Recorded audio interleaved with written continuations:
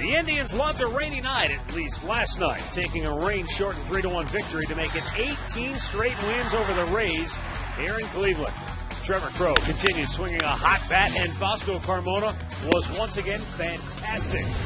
Now the Tribe tries to make it 2 in a row behind former Ray, Mitch Talbot. And we've got all the action next on Sports Time Ohio. It's another smoking hot night here in downtown Cleveland as the Indians look to continue their mastery over the Tampa Bay Rays. It's Game 2 in this 3-game weekend series. Hi again, everyone. Matt Underwood alongside Rick Manning. The Indians made it 18 straight wins over the Tampa Bay Rays here in Cleveland with a rain-shortened 3-1 win last night. Indians got just enough offense, and that offense was provided from maybe an unlikely source. Trevor Crow getting hot with the bat, but when you look at his numbers of late, it's really not that surprising. Well, it looks like the All-Star break did wonders for Trevor because he's come out of the break and he's done a terrific job. As a matter of fact, they've been hitting him 7th in the lineup. He'll be hitting first tonight, but he doubled. He homered last night to give him that insurance run, his second home run of the year. He'll be playing center field, and you know what? Trevor's starting to get comfortable. They let him off for a long time, and since the All-Star break, you can see the 5 ribbies, the 3 doubles. The Indians are 7-1 since the break, and you know he's just starting to get a taste of what it's like to play a full big league season. No, he'll have his hands full tonight because David Price is on the hill for the Tampa Bay Rays, their All-Star, going for his 13th win on the year. Well, everybody's going to have their hands full tonight. The All-Star starter for the American League, this guy, awfully good at home. He's 6-1 at home, but 6-4 on the road. He's got a great slider, a mid-90s fastball, and this guy can be tough on any offense. On the year, he's 12-5 with a 2.84, another very good ERA. That's why Tampa's leading the league in ERA, going up against Mitch Talbot, who's going to get his chance at his former team, and let's see if he can match up against the big guy. None better than taking on the best. You know, he had a couple of hiccups in interleague play and got roughed up by the Yankees his last time out, but other than that, he has been dynamite all season long. So we'll see if the Indians can continue to take it to Tampa, and we'll have all the action coming up next.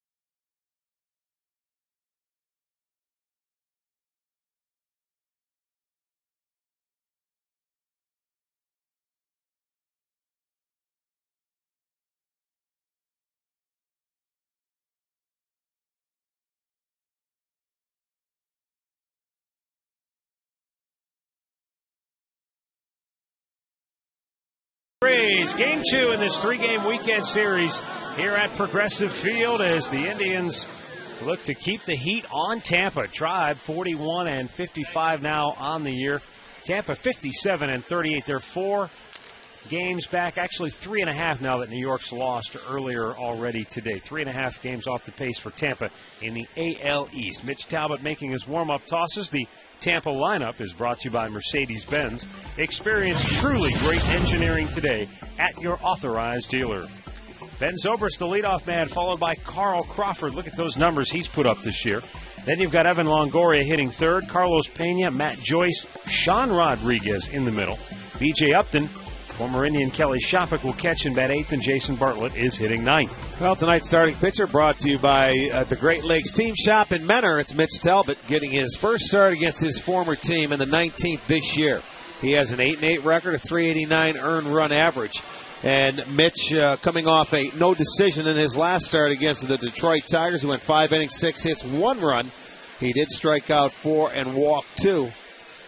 So we'll see if Mitch can settle in maybe early. And this should be a very good matchup. I'm sure he's looking forward to it. Well, and I think the key, as Manny Acta said, is you want to see the young man keep his emotions in check, but that's what you've seen all season long from Mitch Talbot, so you don't expect to see anything different. And the right-hander delivers to Ben Zobrist, a fastball strike. You know, there are times when you get a chance, it's the first time you go against the team that you played for. Boy, that awareness goes up and you get a little more pumped up. It'll be just like Shoppick going to face him because they got traded for each other. When that comes up, he's hitting 8th in this lineup. It's going to be fun. 83 degrees, our game time temperature, and once again, very humid at the outset. 1 ball and 2 strikes to count on Zobrist, who was 0 for 3 last night. That's because he was robbed in the very first inning by Shin-Soo Choo right out of the gate. The only Ray with a hit last night is on the bench today, Reed Brignac. That's slugged to right, and Choo makes the easy catch for out number 1. Let's take a look at the Taco Bell Indians defensive lineup. In the outfield, Austin Kearns back in there in left field. That's a good sight. Crow is in center, Choo is in right. It'll be Peralta at third, Cabrera at short, Donald at second, Laporta at first. Santana is behind the plate. And when you're making a choice for late night, Taco Bell is the late night place to be.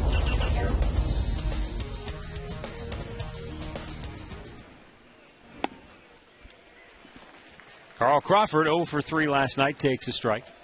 Indians Media Relations Director Bart Swain thought it was quite odd, or unusual at least, that the Rays had a line score of 1-1-1 last night. 1 run, 1 hit, 1 error. So he asked the guys at Elias, Bob Waterman responding back saying that in a game last August, the Chicago Cubs had a game in which they had 1 run, 1 hit, 1 error. Swung on and missed. And Mitch Talbot going up the ladder on Carl Crawford for out number 2.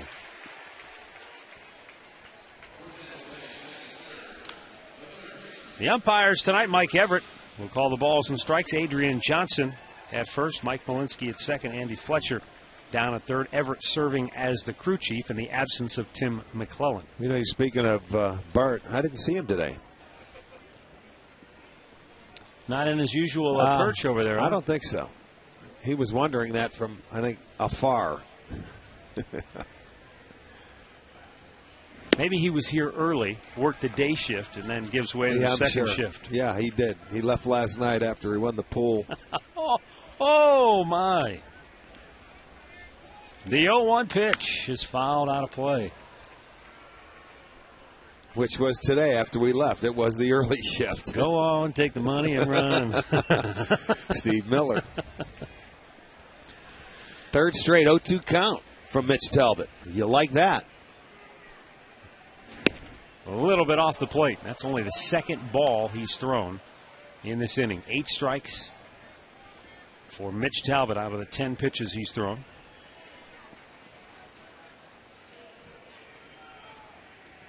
Santana wants the off speed, but he misses wide. 2-2.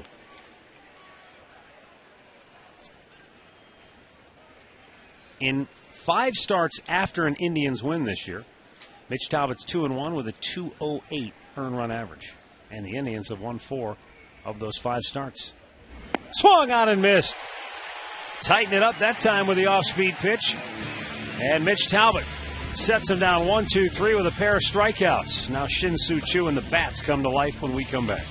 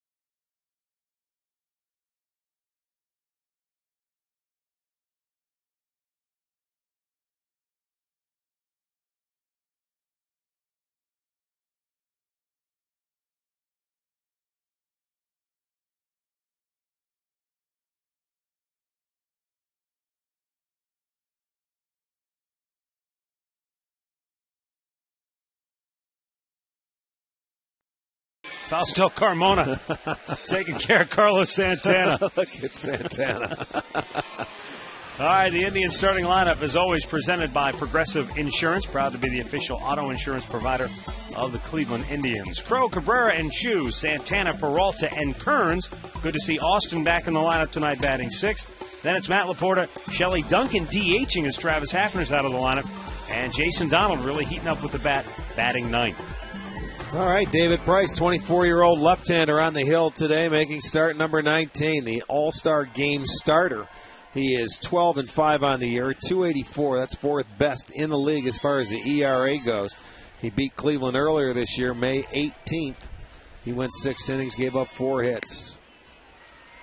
And he can get it up there in a hurry with a great slider.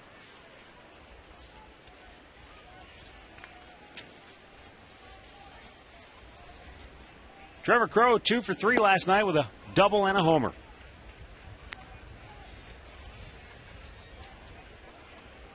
David Price, a Rays left-hander, went into the All-Star break with 12 wins and 100 strikeouts. And he's the first pitcher in 25 years to go into the All-Star break under the age of 25, mind you, with 12 wins, an ERA below 250, and 100 strikeouts. The last was Roger Clemens in 1986. He walks the leadoff man, Trevor Crow, to start the ball game. Let's check out the Rays defense, brought to you by Huntington Bank. In the outfield, Crawford, Upton, and Zobrist, left to right. It'll be Longoria, Bartlett, Rodriguez, and Pena on the infield from third to first. Kelly Shopik, former Indian, behind the dish, catching David Price tonight. They have made 52 errors, and they have turned 82 double plays as a defense.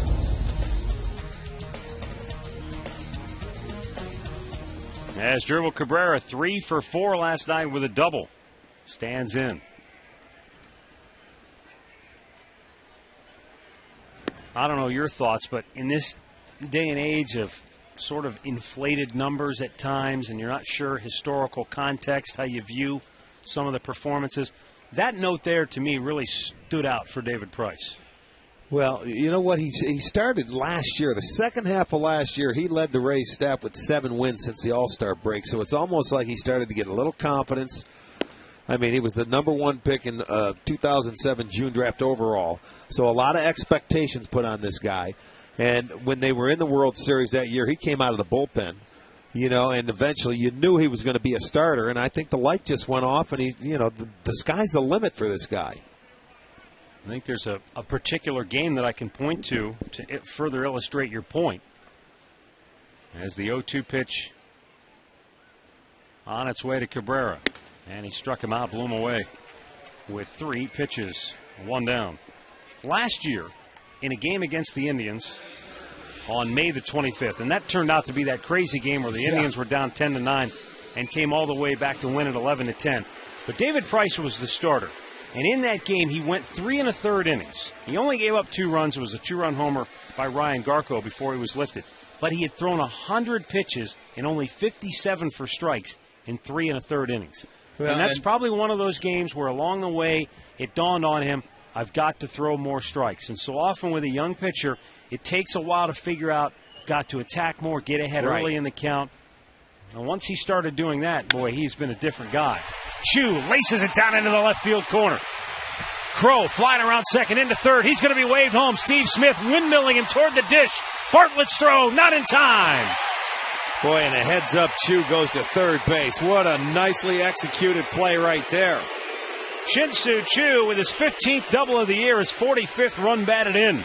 And the Indians strike first, lead it 1-0. Left-handers are only hitting $195 off of David Price, but Chu comes right out and does a beautiful job to hit this fastball down and away to left field. That's going to be our McDonald's. I'm loving it. And I'm loving where Steve Smith just waves Crow around. And Chu was in between second and third, and when he saw that ball go through, he continued right on to third base. And with 1 out, that's a big difference because that's an extra run right there if they can get it in. Carlos Santana will be the batter. The question is, will they give him anything to hit? They've carefully worked around him in his first few at-bats here in this series. They walked him twice last night. With the fastball on this guy, he's going to go at him. And a first pitch strike. You know, when you look at Carlos from the right side of the plate, you know, he has struggled compared to the left side. All right. 10th pitch of the first inning for Price. And he muscled that one in there. 99 miles an hour, according to the in-park radar gun. You could almost sense him reaching back for a little something extra. And with 2 strikes, the Rays will bring the infield in, the cut of the grass around the horn now. They waited back and they gave him a shot to take the swings. But this guy, he's going to go at him. That was up and out of the zone. Again, 99 miles an hour.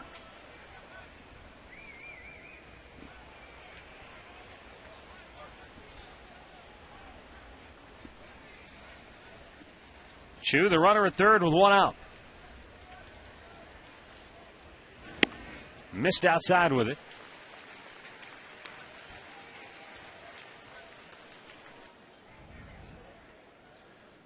That double by Chu has extended that extra base hit string for the Indians to 46 games now, which is the longest in baseball. 3 straight pitches, 99 miles an hour for Price. Make it 4 in a row. 4 straight at 99, and he strikes out Santana. 2 down. He wasn't going to give in there. That was power against power, and David Price won that battle. That's the one thing about him that he can do. He can come back and just challenge you and strike you out. He has walked 48, but he struck out 105. And that's what makes him so special. Going to bring up Johnny Peralta for 3 last night.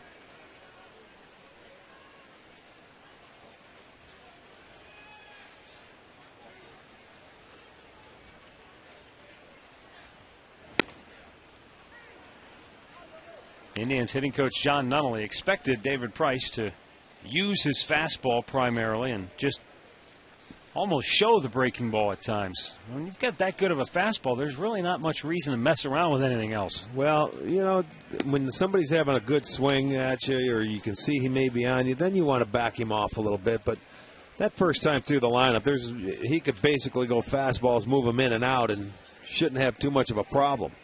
Chu went with that pitch, though. Since I started keeping track, he's thrown 6 straight fastballs. Each one is at 99 miles an hour. 2-strike pitch. That time he took something off. Longoria takes the big hop, throws him out. But the Indians strike first on the Chu RBI double. 1-0 Cleveland as we go to the second.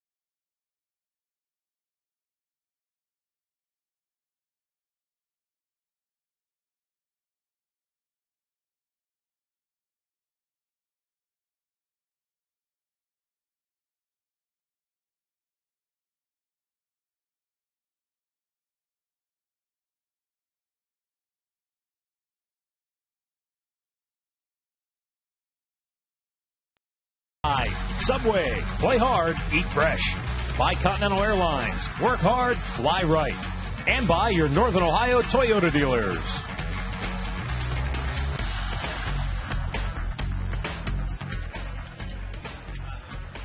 Second inning, it's a 1-0 Indians lead.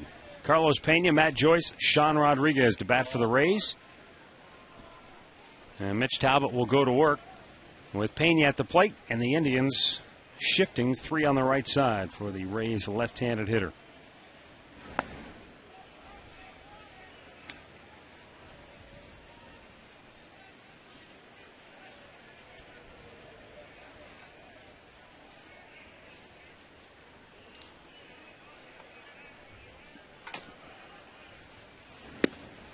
Good off-speed pitch, drops it in there for a strike to even the count at 1-1. Well, he always has a good changeup. A lot of times, just a matter of locating that pitch.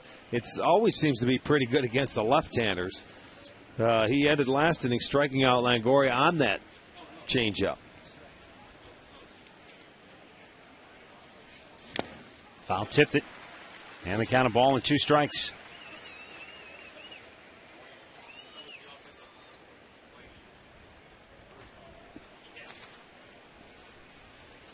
Matt Joyce waits on deck. Back-to-back left-handed bats to open the second for Tampa.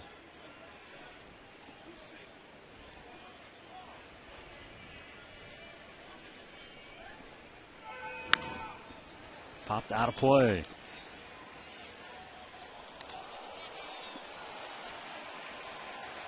Manny Acto, tribe skipper, was interviewed by the Rays media.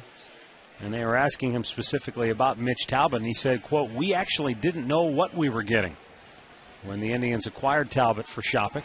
Swung on and missed. He went too far." And 3 straight strikeouts for Mitch Talbot. 1 down here in the second.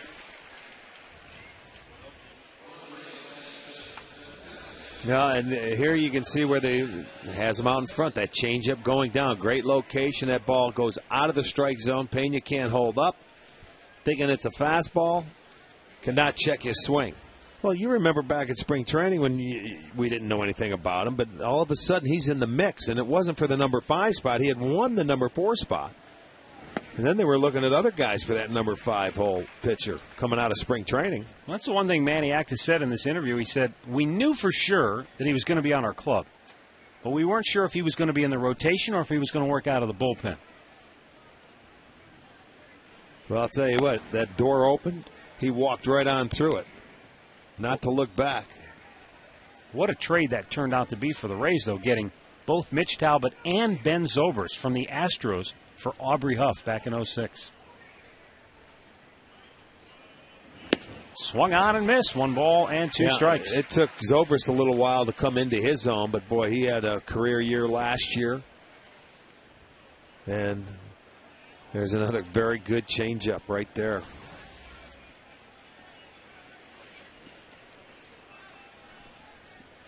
And the 1-2 pitch to Joyce. Just a little bit outside. And that'll even the count at 2-2. Joe Madden, the Rays manager, says of Talbot, one of the first things he noticed when they got him was his delivery. He said, "I think his delivery is about as sound as it could be." And he said a guy with a delivery like that has a chance of avoiding injuries and pitching for a long time. And he is making short work of the Rays so far here tonight. He's fanned 4 in a row. Every pitch, every hitter so far, 1-2. He had 0-2 to the first 3 guys in this ball game, and there's another good located pitch. Joyce swings over the top. And, Mitch Talbot, not a strikeout pitcher by any means, but he is located today. He's on target, and it started early. He averages about 4.5 strikeouts per 9 innings. Well, you know what? He's there. That called strike to Sean Rodriguez. That's what was so good about Carmona last night. Everything he was throwing with, he had 3 pitches he was throwing for strikes. And right now, Mitch Talbot is just hitting everything thrown. He's hitting the glove right there on the outside edge, man. He's not missing. Well, he's thrown 24 pitches, and 18 have been for strikes following the lead of Carmona. I really wish we could have seen Carmona pitch. He had a chance for a complete game last night the way he was throwing. 2-strike pitch, a little bit outside. Boy, and this Indian staff has done a terrific job. especially at home. They're 5-0 since the break, 7-1 after the break, and they have been on a nice roll. Swung on and missed. Mitch Talbot has struck out the side here in the second. He's fanned 5 in a row. 1-0 Cleveland.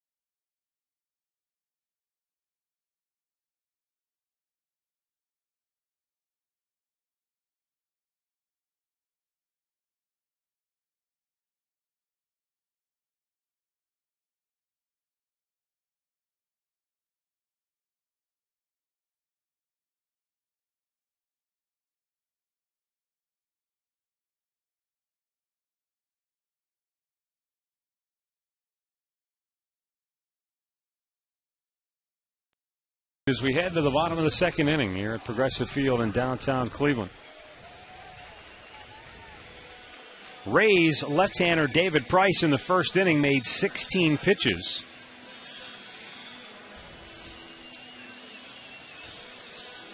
And the first 4 were balls. Then he threw 10 strikes and just 2 balls. It's almost like he got mad. Well, he did after that first run scored, and there was a runner at third and 1 out. He did get mad. Took a little something off that fastball as it hit 97. Well, again, as we all know, it's not how hard, it's that location. Yeah. But this guy's a big guy, and he gives you that left-hander coming. Very few left-handers throw this hard. Kearns in the air to left, and that's run down by Carl Crawford. 1 away. Time now for the AT&T trivia question. AT&T, rethink possible. The youngest player in the Hall of Fame. Well, last night was the oldest, and it's a Hall of Fame weekend, so we stay with it. Let's go with the youngest. Oh, boy. Does that mean the youngest to be elected or the current youngest player? Current youngest. That's the current youngest? Yes.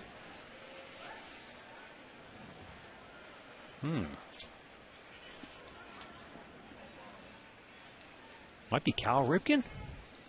I was going to say, I was thinking Roberto Clemente initially because they waived the 5-year period when he was inducted posthumously after his tragic death. But pitch is down low to Matt Laporta, who was 0 for 3 last night. I watched David Price, and I think of a great story that I was reading earlier in the USA Today by Seth Livingstone about the young pitchers of today. And there's a great section there that quoted Red Sox pitching coach John Farrell, who we all know very well from his time here in Cleveland. And he talks about a lot of the success of these young pitchers in general has to do with the video technology that's available. He says these kids have grown up in the video generation, playing video games. It's something that's very easy for them to look at the video, to understand how it works. And he said they're visual learners. They're able to see what they're doing and what other pitchers are doing and able to use that as opposed to You know, you and I were more of a somebody told you how to do it, and you had to take that and execute it. Yeah, whereas these guys, you know, they watch it, and then, okay, now I get it. Well, because they can picture it. That's exactly right. Instead of having to go out there, because video is, and they do study it a lot. If you know what you're looking at, it's certainly a tool that can help you. And there's some very good young pitchers in this game now. It does. It makes sense. Also makes sense that when you're throwing 95 to 99 and you have a nice slider and a changeup to go with it.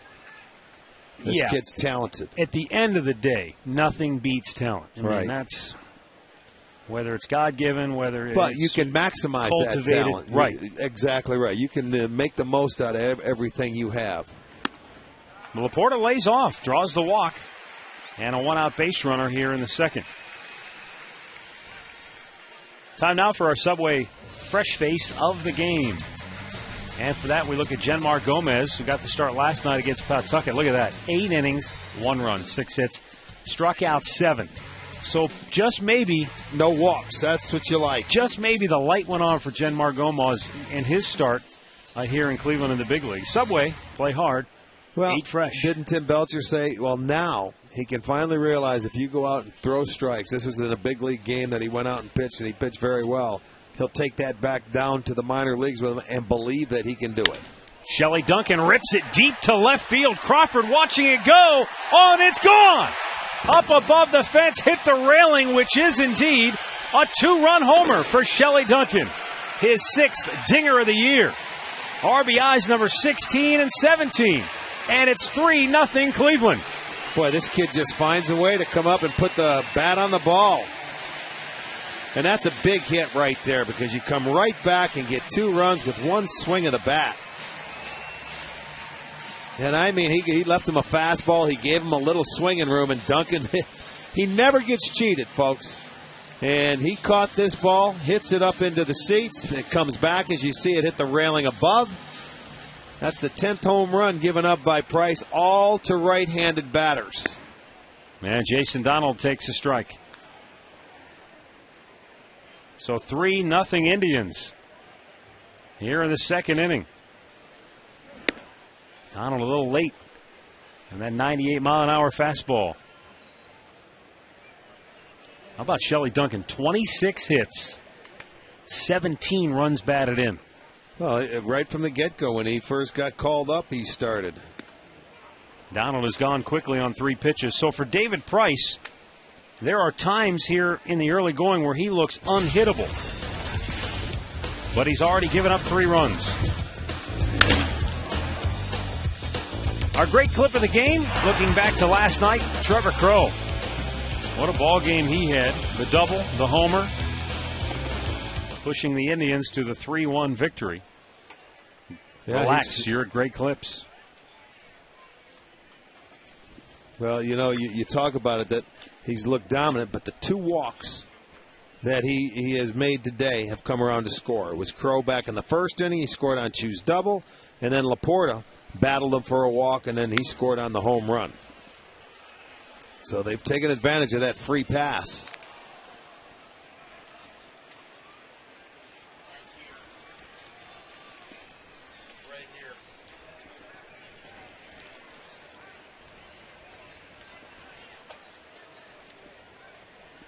Now the 1-1.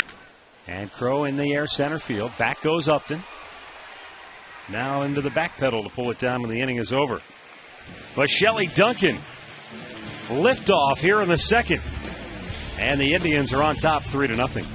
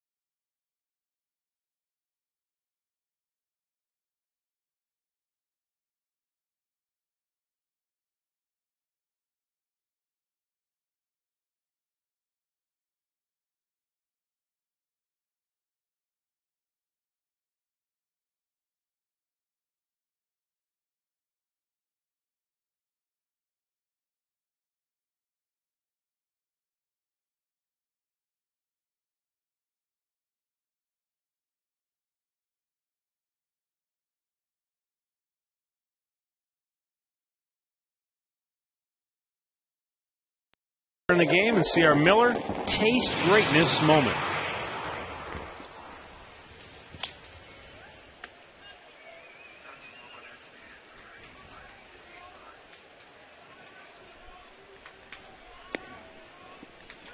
And leading off here for Tampa is B.J. Upton.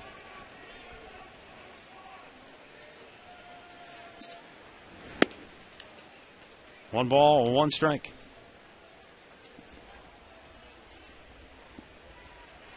Upton 0 for 2 last night. Trying to hold up. Did he go? No, I don't think so. No appeal.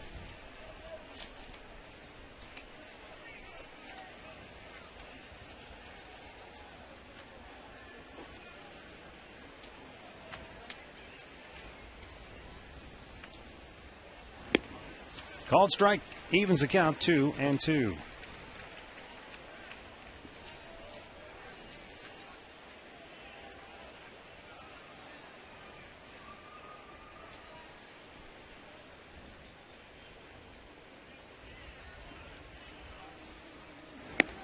Got him looking. This guy is on a roll, isn't he? 6 strikeouts in a row for Mitch Talbot. Holy smokes, let's check it out. 6 straight, that's hard to do. And I mean, you talk about executing. He's making some great pitches. He's ahead of the hitters, and he's making some beautiful pitches. And I mean a little bit of everything. Fastball, changeup, little cutters. 6 straight.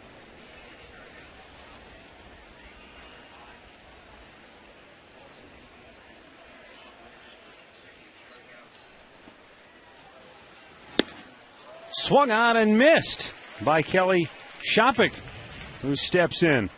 I remember that game, Bartolo Colon. Right. The bad thing about that is that he ran out of gas after that and got crushed in that game. That's pretty nice company to be in there. Feller, Colon, Finley, and Mitch Talbot. You'd say, wait a minute, which one doesn't belong there? But it's he's proven it tonight.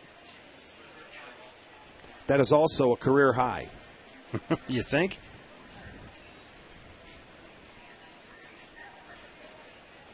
Well, I had to say that because Tommy told me that. That is also a career high.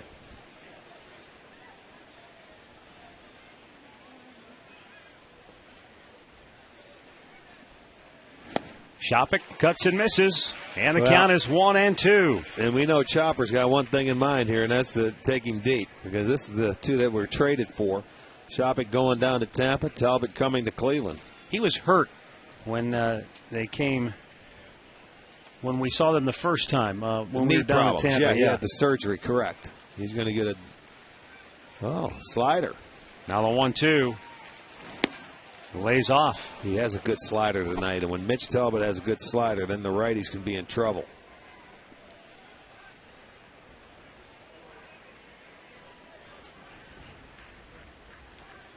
Kelly said he felt it was important to see the folks who work here at the ballpark and seek them out and say hello and say thank you for the things they did for him when he played here with the Indians. Now the 2-2. Fouled back out of play. Well, you remember with Kelly getting his start, it was when Victor hurt his leg that first game, and we ended up, didn't we take a series to Milwaukee when he ended up starting to play? And he was going to be the everyday guy until Victor's leg healed. Yeah. That was when we had the snow. Right. We were snowed out and had to go to Milwaukee and play that series against the Angels opening day. And then all 4 were snowed out against Seattle. Now the 2-2. Oh, very close. Didn't get the call, and it's full. 3-2. Mike Everett does not raise the right hand. Well, there you go, a changeup. Oh, my. Well, you get a break. It's close. It's close. It's not called. So come back. I'd say come back with the same pitch. It'll probably get called this time. And the 3-2. Chops it foul.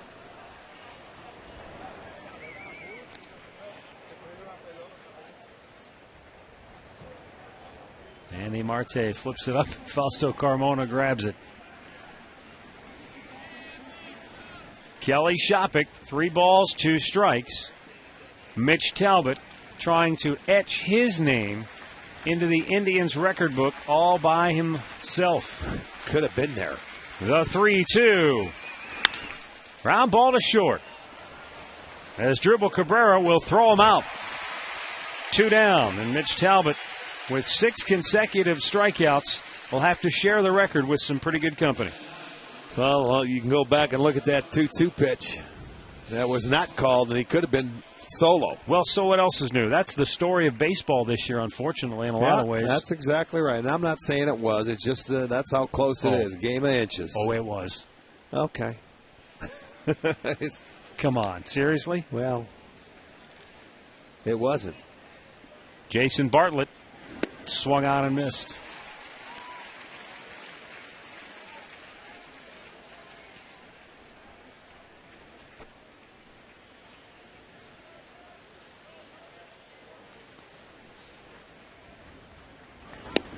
A little bit outside, 1-1.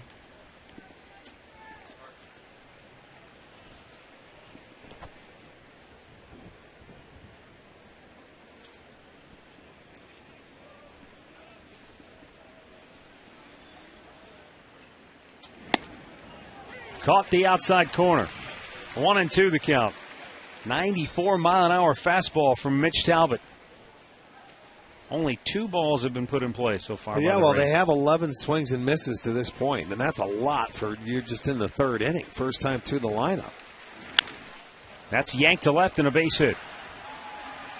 Checked up on Shelley Duncan, who fires it in. Oh, excuse me, Austin Kearns in left field. So the Rays get their first hit. A 2-out single here in the 3rd. Well, that was middle of the plate. A changeup that just stayed middle of the plate and stayed right there. And it allows Bartlett to go ahead, and he pulls it to left field. So hit number 1. And that will bring up Ben Zobrist, who lined out to right field his first time up.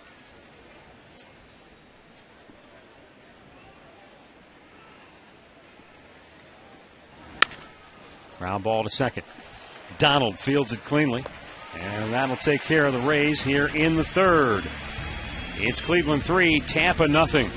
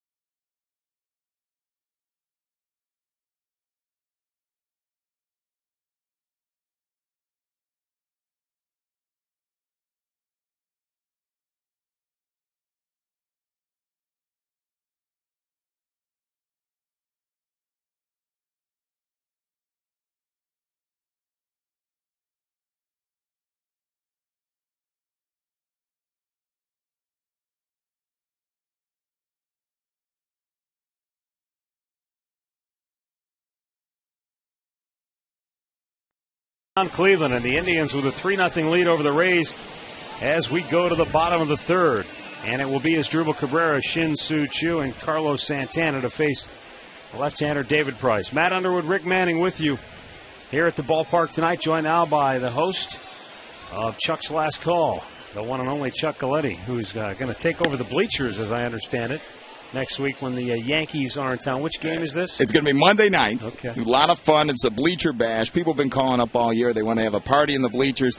Indians have been nice enough to give us the old Pete Franklin from 1977, right? 77. September 5th was the very first one. The late, great Pete Franklin, of course, had I Hate the Yankee Hankies. We don't get the hate word in here. It's Beat the Yankees Hanky now. Oh, okay. It's Beat so the Yankees. I know it's Christmas in July, so we brought you guys a couple of them. Yeah, we got it. We're going to need it. Nice stocking stuffers. How about a nice Christmas gift there? He could have had the record there. Mitch Talbot against the guy he was traded for there. Yeah, 2-2 pitch. He didn't give him the call. Oh, Could man. have had it. That's exactly right. All right, so were you at that game, the very first one? I was 12 years old. I had one at the time. Everybody wanted the hanky. I mean, you remember Pete Franklin on the air waving that thing and screaming. Right. And I think this is the perfect time. I mean, this year has been a long summer for some sports fans, of course, because, obviously, what took place across the street. They want to get out their frustrations, and it's a chance to come out and really have a good time. Tickets are only $10. I mean, how can you beat that? No, that's a great deal. Now, where will you be located out in the bleachers? We'll be out in the bleachers. We also have a special treat. One of the Rigid Tool Calendar girls will be out there. Oh, yeah? I'm not sure what month, but I don't think it really matters. She could be Miss April or July. I can't give you the exact. Erin McKinnon. So she'll be out there, too. We're going to be having a hot dog eating contest, giving away Chuck's Last Call T-shirts, giving away the hankies to everybody in the bleachers. So it should be a great time. What time will you be out there? I'll be out there all night. I know, it's starting. Starting 7 o'clock. Come out. The tickets have been going fast. I know that. $10. Go to sportstimeohio.com. There'll be a link there. I mean, for $10, you can't even see a movie. I took my kids to that Chipmunk movie. That cost $12 because you had to get the glasses. You know what I mean? I mean, how can you're going to see the world champion Yankees take on the Indians Monday night for $10. I mean, people complaining, I can't afford to go. I mean, you can afford that. Well, yeah, I would hope so. And I'll tell you what, the Indians are playing good baseball right now. They're 5-0 at home since the All-Star break, and they're getting some solid pitching. And tonight, beating up on a guy who was, one of the top pitchers, if not the top pitcher in the American League. He started the All-Star game for the American League. Shin-Soo Choo rifles it foul down that left side. It was Choo who drove in the Indians' first run in the first with an opposite field double. How the calls been going? Your show after the ball they're turning. game? They've turned. They've switched over since the All-Star break. Everybody's starting to believe now. They're getting back on the bandwagon. Okay. Well, it helps when you get guys back like Choo. You get Cabrera back. I mean, they were hurt for so long. You find yourself as a part talk show host, part therapist? Well, you know what? Early in the season, obviously, I said the show is really a fun show because, the Indians fans, they are something special. I mean, the true blue fans that watch the show, and it's really for everybody. It's kind of a late. We aren't here to bash people or do stuff like. We want to make it entertaining and fun and make the sport what it is. It's a summer pastime, and it's a great time. And I think the people get the show because they know we're having a good time. And obviously when the team plays better, the time, it's a lot more fun. It certainly helps out, doesn't it? 1-on-1 out now for Carlos Santana. I'm sure you fielded a few calls from folks about this young man. Before he came up, every night they kept calling in, Carlos Santana, Carlos. So we did a joke. We kept showing the other Carlos Santana stats, Rock and Roll Hall of Fame, 1993. I said, yeah, he really is something, isn't he? He played at Woodstock and, whatever. Because, you could talk about some of these guys, but unless you really see them, you don't believe it. And then this guy really lived up to the hype, and, man, the sky's the limit. Well, they didn't ease him in. They put him right in the number 3 hole the very first day he came up to play, and you're right, he did not disappoint. When you think about this year, as Santana chops it to third, and this is going to be an inning-ending double play. Well, Chuck, good luck. Well, thank you. Hey, come on out. The bleachers are going to be rocking Monday night. Hopefully we light up the Yankees. You'll see the Hankies flying out there. Still a couple tickets left. I'm ready to get my Beat the Yankee hanky out. Come on, one time.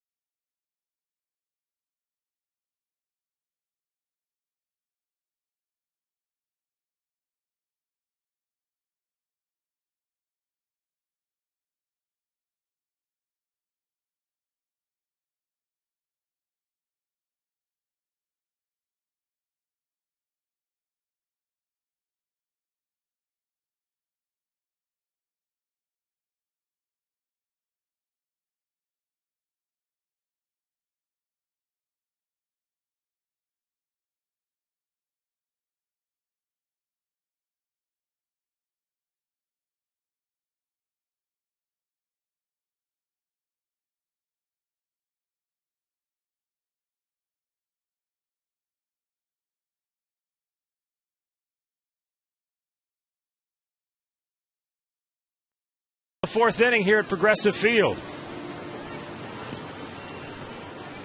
And the Tribe got a run on the first, 2 in the second. Shin-Soo Choo with an RBI double and Shelley Duncan with a 2-run homer. And right now, Mitch Talbot has been sensational. The only thing that I can see that he's going to have to maybe adjust is maybe he's throwing too many strikes. No, you just continue to go. I mean, this is a team that you don't give free passes to Tampa. When you do, you get hurt. You see what happened. Price has walked a couple of guys. He's walked 3. 2 have scored. Don't give Tampa. If they hit their way on, that's one thing. Continue to throw strikes. He's been great. That's how he's getting all the strikeouts, because he's ahead in the count. 45 pitches for Talbot. 31 have been for strikes.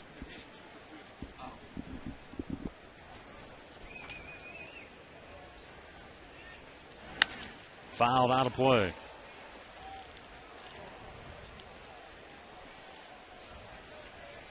The only other pitcher to strike out 6 consecutive batters here at Progressive Field was Chuck Finley, who did it for the Tribe against the Tigers back in May of '02. The Major League Baseball record, if you're curious, for consecutive strikeouts. Now, he was at 6. The record is 10. The ground ball to short as Drupal Cabrera sets those feet, throws him out, 1 away. That was set by Tom Seaver of the Mets back in 1970. Okay. Well, it doesn't surprise me, because Seaver could do it. You talk about a power arm. It comes to us courtesy of Mike Pachta, who dug into the research. Yeah, he's the original. Who did he do it against, Redbird? Drop and drive pitcher. Oh, man. He could powerful throw. legs. I never faced him until he came over to the American League after his prime and everything, but he was still a good pitcher then. Evan Longoria struck out his first time up. But I can imagine in his heyday with the Mets, when they had Koosman, Matlack, Ryan, Seaver, they had some guys that could really bring it. Nolan Ryan struck out 8 in a row twice. Ron Davis of the Yankees struck out 8 in a row. Roger Clemens and Blake Stein. Minnesota. Blake Stein. You talk about the guy who doesn't belong in that list. There you go. There you go. I remember Ron Davis as it was against Minnesota, I think. Ground ball in the hole, backhanded. No, he actually turned the glove, and Cabrera throws him out. Interesting play there by Cabrera. He was going to the backhand, and at the last moment just flipped his glove. Well, he made a little circled it. Maybe originally he wasn't sure he would be able to backhand. He thought he was going to have to backhand, and he could get there. Yeah, you're right. He realized I could get in front of the ball and get more on it and make a strong throw. That was something we used to see Omar Vizquel do with such effortlessness, and that is circle around the ball and field it and coming forward and make it look routine. It's always about the feet, the quick feet. That's why you'd never see him get a bad hop, because he was always in position to catch the ball properly, and it's all about the quick feet. Carlos Pena takes a strike.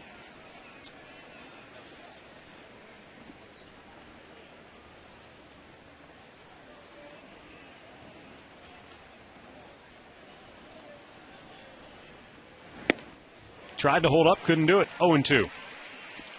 Talbot struck out 6 straight batters if you joined us late.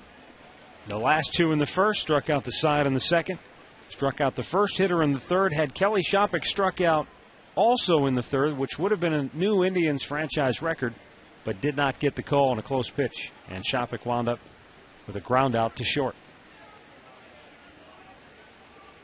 See, right now, Mitch wants to talk to Santana. He's got everything working. He's got a good slider going today. He's spotting his fastball. He's got his changeup. And right now, he just wants to call out Santana. They've been on the same page, mind you. But right now, with Pena, Pena had 2 check swings. He struck out his first at-bat with a check swing. He did in that at-bat. Now Talbot just wants to tell Santana, hey, look, this is how I want to go. It's 0-2 again. He's had 9 counts of 0-2, 1-2.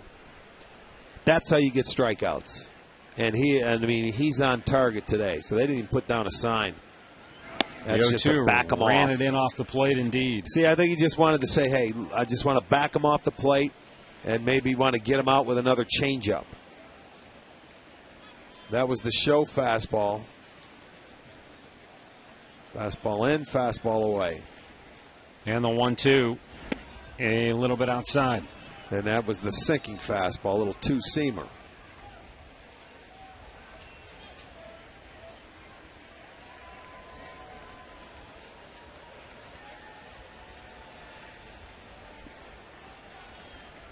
And the 2-2.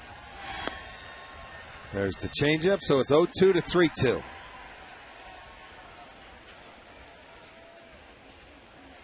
So he went four-seamer in after the 0-2 count, two-seamer away, changeup. Now as a hitter, do you get geared fastball? Because you're going to get the changeup. The payoff. He able to lay off of it. Yeah, Pena draws the walk. That's a good at-bat by a veteran right there. Let's go back to the studios for this in-game update. Here's Al Pawlowski. All right, Matt, Rick, all the teams in the American League Central have an opportunity to pick up a game today on the White Sox. The A's blow them out 10-2. Kevin Kuzminoff with an RBI double here. A's win it big by 8 today in Oakland. Back to you.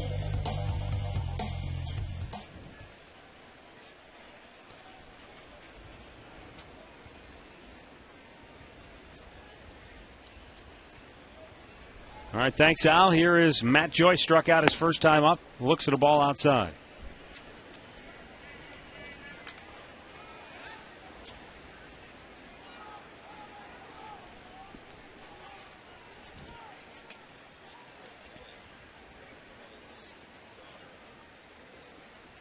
Mitch Talbot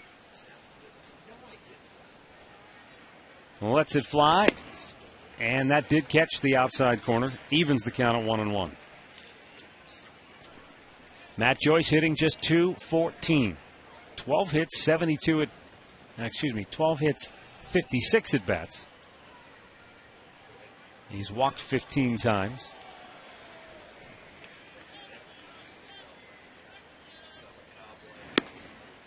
Too high. And a 2-1 count. 60 pitches now on the day for Mitch Talbot. 38 have been strikes.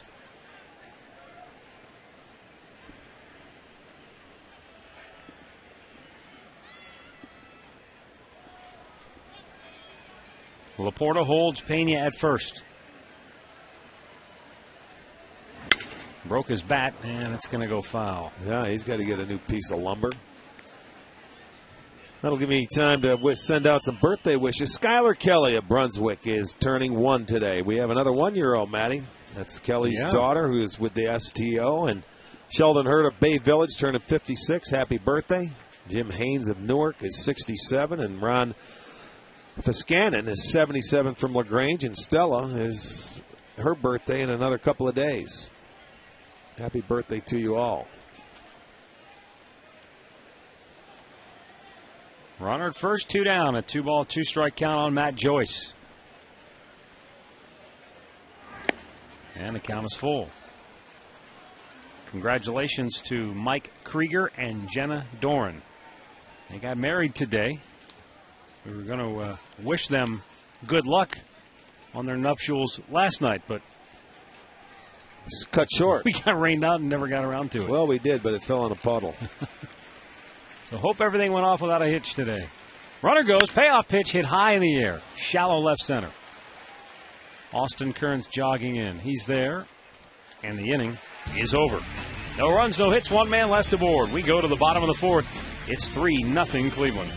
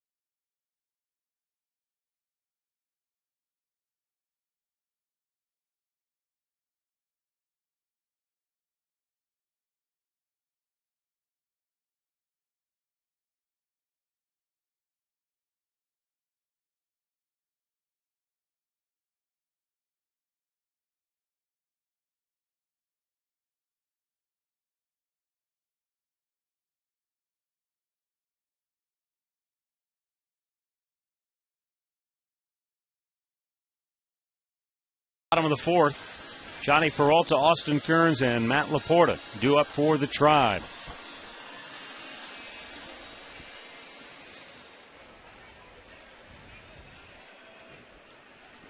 Peralta grounded out to third his first time up.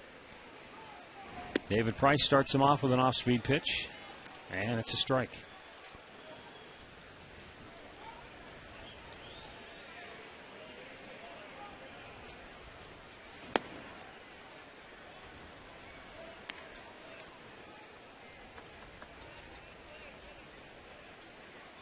This scoreboard update is brought to you by Wendy's. You know when it's real, it's Wendy's.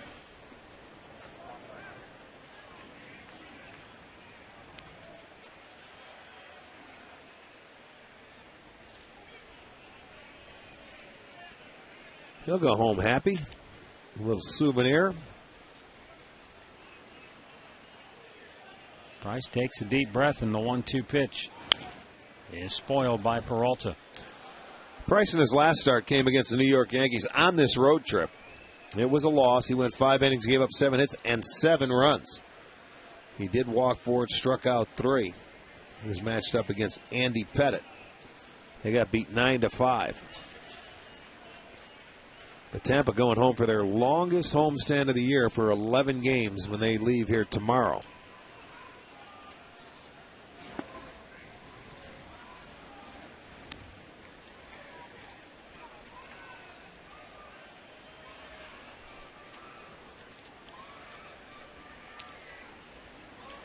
Now Price ready with the 2-2. Shopik wants a fastball in on the hands of Peralta.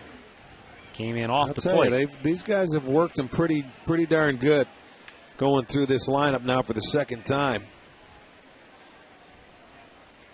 I think David Price would be upset that he walked the guys that he did. Oh, he struck him out with a pitch that he called a ball earlier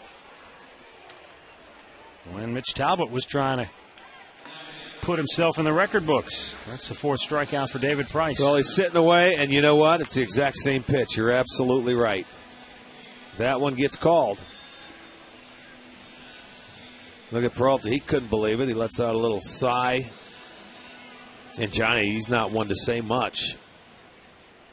But he might have told him that was a ball before he walked back in. Missed outside to Austin Kearns. Well, Kearns had a few days off. He was beat up for a while there. He had a bad hand and his knee was bothering him. He dove for a ball here last homestand. Missed the time in Minnesota. And the rest over the All-Star break, and he's back ready to go. The 2-0 pitch.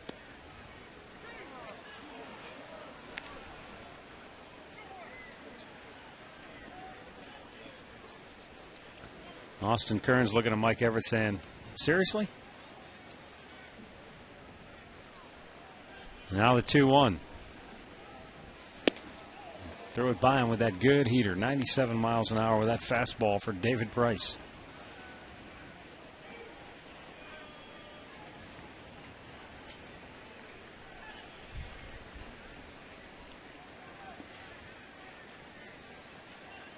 The one concern that there is for the Rays as Kearns yanks it down the left field line. Might have broken his bat, but he'll hold with a long single as Crawford cut it off. And that's a 1-out base runner now for Matt Laporta. Well, he got inside, but it was a fastball, and Kearns did a nice job of pulling his hands and gets it right over the head of Longoria, who jumps and just misses that ball. Goes for a base hit. That's a 3rd hit now for the Indians. Last year, David Price threw 167 innings. And he is currently at 123 right now. So, you know, if there's any concern at all, Rick, it's that jump in innings one year to the next, or, you know, potential fatigue factor. I mean, they've been very careful with him, and they monitor him and all that type of thing. But one thing about Joe Madden, it's not like he's handling with kid gloves, Rick. Look at this. 2 starts ago against Boston, 111 pitches. 3 starts ago on July 2nd, 122 pitches against Minnesota. So it's not like he gets to 100 and immediately gets the hook. Right. Well, when you're a number one guy in the rotation, you're going to have to give some innings. And normally, I think the Indians do it this way for young pitchers. Usually they go, about 15 innings more per year for a young guy on his progression. And I guess you have to monitor the innings and how tough they are. Bartlett with a nice flip to second to get the force. And Sean Rodriguez hanging in there with Austin Kearns bearing down on him for out number 2. Laporta to first on the fielder's choice. I think Austin might have felt that going for a double play, that he might have had a chance to go straight in. But, once you decide to slide, see, it was a late slide. He didn't want him to turn the double play, and he's got a bad knee to begin with. And he slides down on that right knee. See, they're talking to him right now. He was undecided on how to slide and going straight in. So that knee could still be a little tender for him. Shelley Duncan hit a 2-run homer his first time up. And you could hear the grunt from David Price as he dialed that one up to 99 miles an hour. Well, what he did, he left the ball out over the plate and he gave Shelley some swinging room.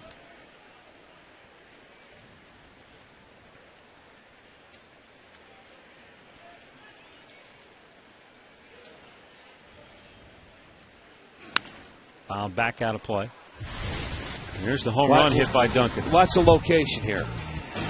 See, that ball was just a little bit out over the middle of the plate, and he gave him swinging room. With a big guy like this that swings hard all the time, I would think with his fastball, you try and tie him up inside. But he doesn't have a big swing. For a big guy, he's pretty short to the ball. He swings hard, though. Yeah.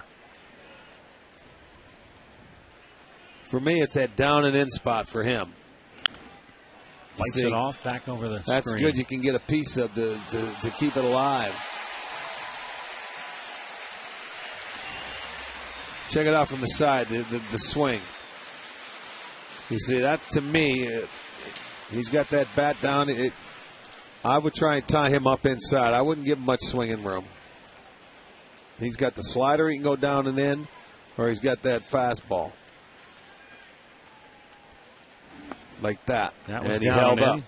1 ball, 2 strikes. That's the chase pitch there. He wasn't going to throw it for a strike. He was going to hopefully looking for that fastball. He followed that up, change his eye level. He went with the high fastball to pitch before he fouled off. Now he tried to change his eye level and go with the breaking ball.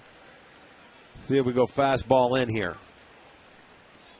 Coming back with another breaking ball. Missed again, 2-2. And here will probably be the first and only time you'll see that infield shift, where you have the second baseman that's on the shortstop side, and it's for Shelley Duncan. That's the first time we've seen it, and since Tampa when he put it on. Joe Madden put it on down there, and you won't see it for any other right-handers, at least that we have. Again, the 2-2 now is swung on and missed. Changeup. Inning is over, but after 4 complete, it's the Indians 3 and the Rays nothing.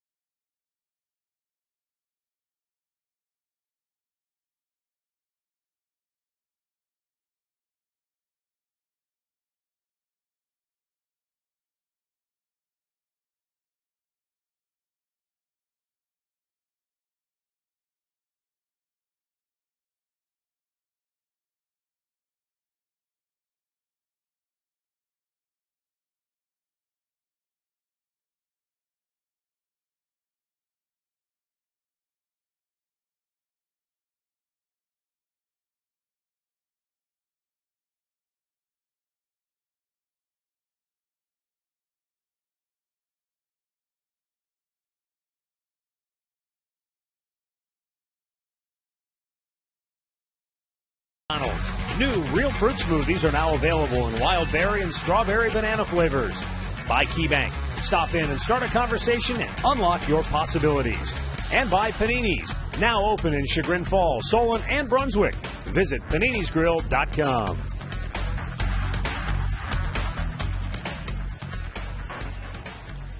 Wahoo were married. How do you like that? I look like Jim Stemper out there in the Indians bullpen. Yeah, he's the originator of that sign. Oh, it's his daughter that got married? Well, now, congratulations to the that? Stemper Okay. family. Murph. He's on it, isn't he? The omnipotent one. John and Sarah Byrne, congratulations, the newlyweds. Look at everybody, yeah. They know, too.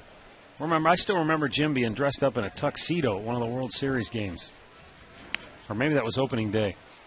I know it was a big deal, whichever one it was. Just remember thinking it's kind of odd. He's wearing a tuxedo and he's got this giant sign he's carrying around. Sean Rodriguez, B.J. Upton, and Kelly Shopik for the Rays here in the fifth. Both pitchers, through 4 innings, have thrown 63 pitches and 40 for strikes. Now, how odd is that? You know, that happened to one other game with us this year where both starting pitchers, I think, did the same thing throughout the game. One thing that Talbot did that Price did not is strike out 6 consecutive hitters in this game.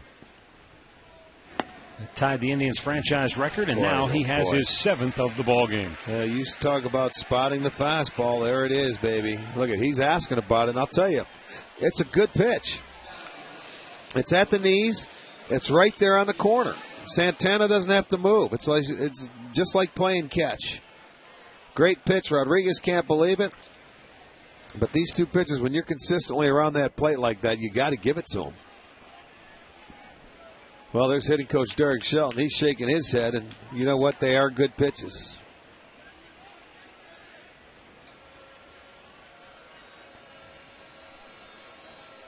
They're not when you're trailing by 3. Well, what has to be a concern to Derek Shelton is that Talbot's throwing everything he wants, 4 strikes. He's throwing all, yeah, that's exactly right. It's not like you can say, well, eliminate this pitch, just sit on this one. You really don't know what to do. And then, you be aggressive early. But he's burying your pitch. He's not just throwing balls down the middle for strike 1. You see, he can be saying, he's talking right there too, but there were 2 good pitches. Talbot is on fire today.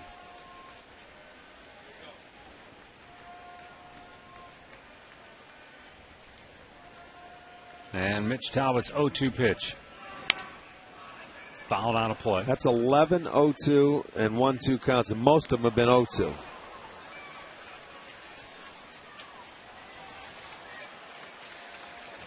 Six out of the 11, 0-2.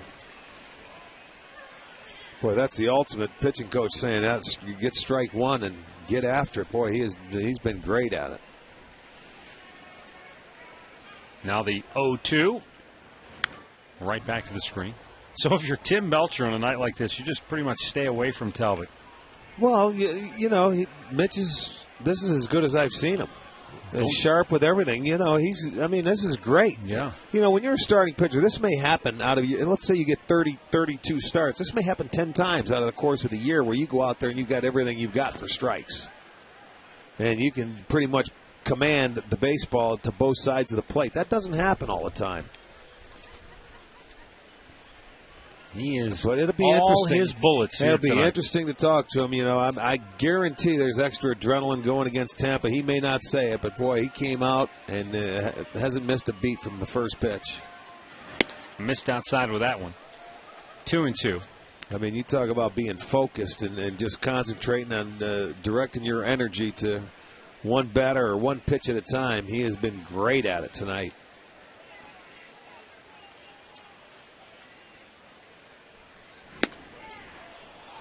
That's only ball 3. Yeah. Where's B.J. Upton we'll going? see. That was 2-2. It is now 3-2.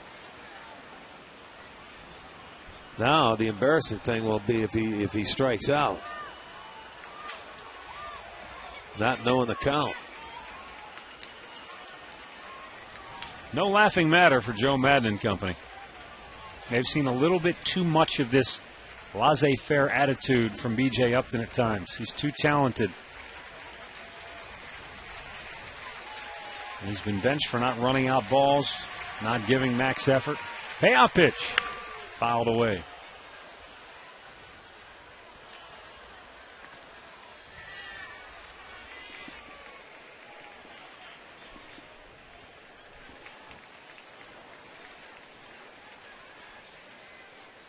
Mitch Talbot, 76 pitches on the night. 1 hit allowed. He has struck out 7. 3-2. Punched down the right field line. Job. Chu racing over, makes the catch. Sliding to the line and hangs on. Oh, what a tremendous grab by Shin-Soo Choo. Listen to the crowd, boy. They're coming up Chu, and that was a beautiful backhanded catch. And he's sliding to the line, and this guy is ready to come back. He must have missed playing so much. That was a great job of hitting by Upton, and Chu does a better job to run that thing down, make a sliding catch, and hold on to it. Beautiful play. Boy, and that's what happens. You get a pitcher throwing strikes, and you're on your toes defensively. Nice catch. Outfielders, big league outfielders, Rick, have always told me that that's the hardest play to make when you're going across your body with a backhand. Yeah, I mean, you're right, and that ball was slicing away from him as well. Shopik trying the hole, finds it. Second hit of the night for Tampa, and it's a 2-out base hit for former Indian Kelly Shopik. That's what you'll probably see now this third time going through. You'll see more Tampa guys, I think, getting aggressive early in the count. Shopik on the first pitch because he's been throwing so many strikes. Let me get out there and put a good swing on one. I don't want to fall behind. And he finds the hole between short and third and gets the second hit. Yeah, the heck with trying to wear him out by taking a lot of pitches. No, that's not going to work. That does not work. Not tonight it doesn't. You better be ready from the very first pitch because he's throwing everything for strikes.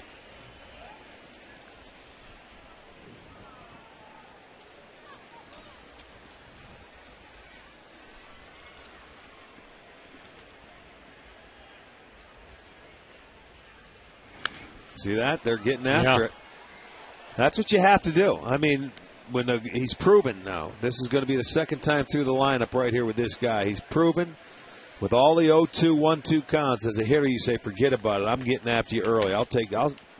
You may have a 4 or 5 pitch inning, and we've seen Mitch do that throughout the course of the year.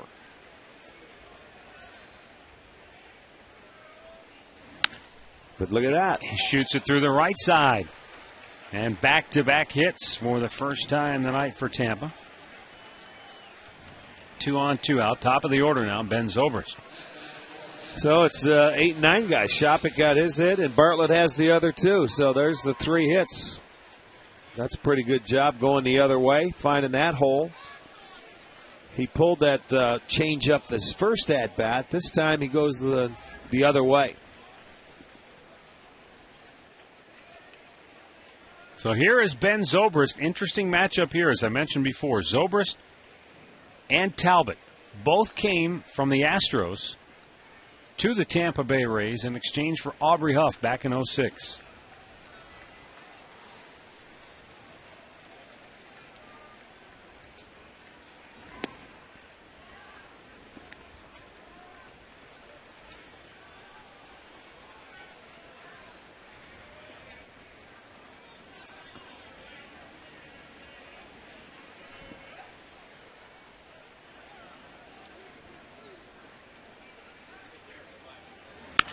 That's hammered. Deep left field, way back, and off the top of the fence. It's not a home run. 2 runs will score, and Zobrist digging for 3. He'll go in standing with a 2-out, 2-run triple. And it's a 1-run game at 3-2. He just missed tying the game up with 1 swing of the bat right there. And now Joe Maddon's going to go out and ask the umpires to take another look, perhaps. Well, he did. As you said, he hammered it. That ball, he stayed on nicely. It was a 2-seamer away. He strokes it over. Let's take a look. And where did it go? Oh, that's going to be a home run. That is. If they're going to look at it, that's exactly right. We'll have a tie game here soon. That ball hit the railing above the yellow line. And first of all, they talk amongst themselves to say, did anybody get a good look at it and see it? If they can't come to an agreement, then they will go in and check the video. Andy Fletcher, I believe, made the call, the third base umpire. But that ball definitely hit the railing, so if they go look at it, this will be overturned. Absolutely. Look at them get out of the way. I didn't see it on that call. Angle. Yeah, I didn't see it on that angle. They're going to go look. And they should. That's what it's there for, and we're going to have a tie game. The other thing is it has to be conclusive evidence to them. Now, we've seen this happen a number of times here, so maybe it's a little easier for us to detect the ball hitting that railing. Well, they'll have their own look at it when they go into the video room. That first replay we had, I thought, showed it pretty clearly that it definitely hit above the fence. I agree. There's the first one. Let's see. Well, that's the one it's hard to tell. No, that's the second look we had. Here's the one. I think it shows pretty clearly. Boom. It hit that post. Hit there right it off is. that it post. Sure did, and it's above the yellow line. Yeah. If they get that look, it's automatic. We'll have a tie game. That's why that ball ricocheted so far back into play. I was thinking, if it hit that high off the wall, one of those two guys are going to be able to cut it off.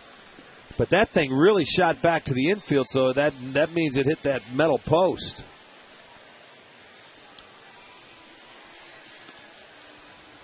It shouldn't be too long. Here they come. Yeah, I would think so. It's going to say home run. He's going to trot home. Watch this. Okie dokie. Home run. There it is. Yeah. As we thought. And they got the right call, so not much you could say. We are tied at 3. 3 straight 2-out hits. Zobrist hits his 6th home run, and you have a new ball game.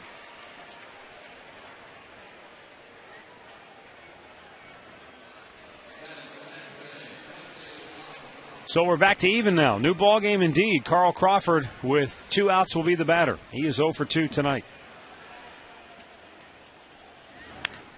Fouled back.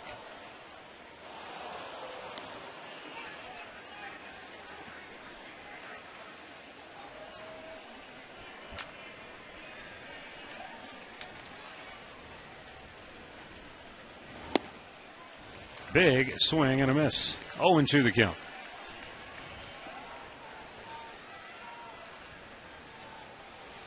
Tommy informs me that review took 1 minute and 20 seconds. For those of you who care, or if you're counting. And I think people do care with regards in relationship to if we are going to advance instant replay, we're going to use more of it. How long is it going to take? Is it going to disrupt the game?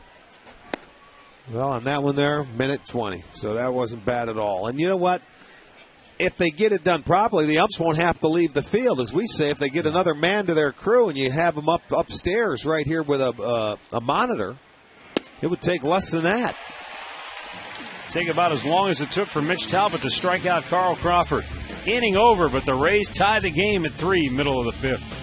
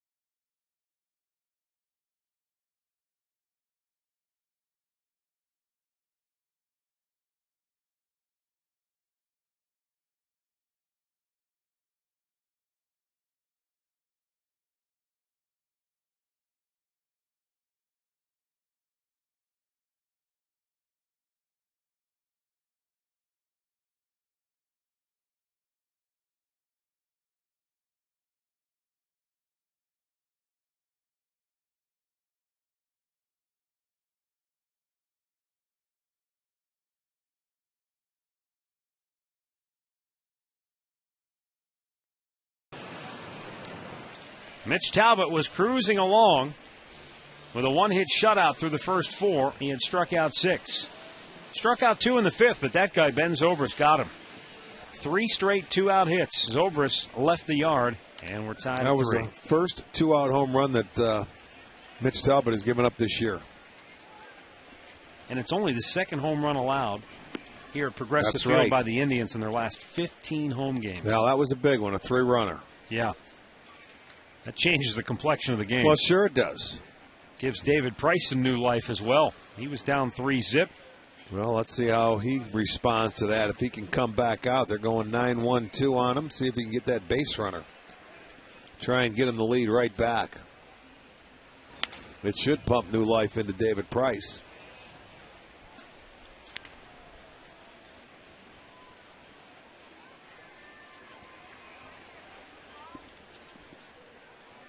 Price, the Rays left-hander, gave up a run on the first on an RBI double by Shin-Soo Choo, and then a 2-run homer to Shelley Duncan in the second.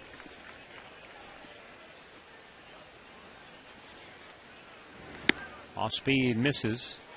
Evens the count at 2-2.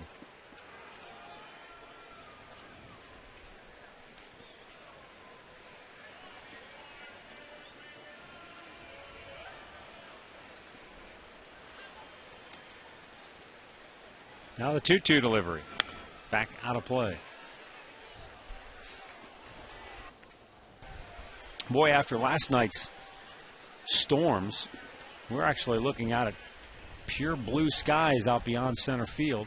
There's some cloud cover hovering behind us. I'm not saying anything until the game is over. It came late last night. There are severe storms south of us as we speak in the dirt full count. My dad texted me and said Ashland getting pounded right now with hail and lightning. Let's hope it thunder. doesn't come this way. This will be pitch number 70 right here for David Price. And the payoff pitch to Jason Donald is popped back on a play. Good at bat for Jason Donald, who has definitely swung the bat much better of late. And like all young players, he's had some peaks and valleys, but for the most part, he's been very consistent. Still, since June 24th, he's hit .338. Well, and you keep running them out there, man. That's how you learn. Getting at bats, and you learn from mistakes in this game. The shortstop Bartlett grabs the pop-up. 1 away. Tonight's GMC 5-Star League Leaders is brought to you by the GMC Sierra. Never send a truck to do a Sierra's job. David Price trailing only CC Sabathia in wins in the American League. How about Carl Pavano with a dozen victories? He has been, he's had a great year. Yes, he has. Trying what he can to bring the mustache back into vogue. Trevor Crowe takes a strike. Should have been on the old Oakland teams back in the 70s. He would have fit right in.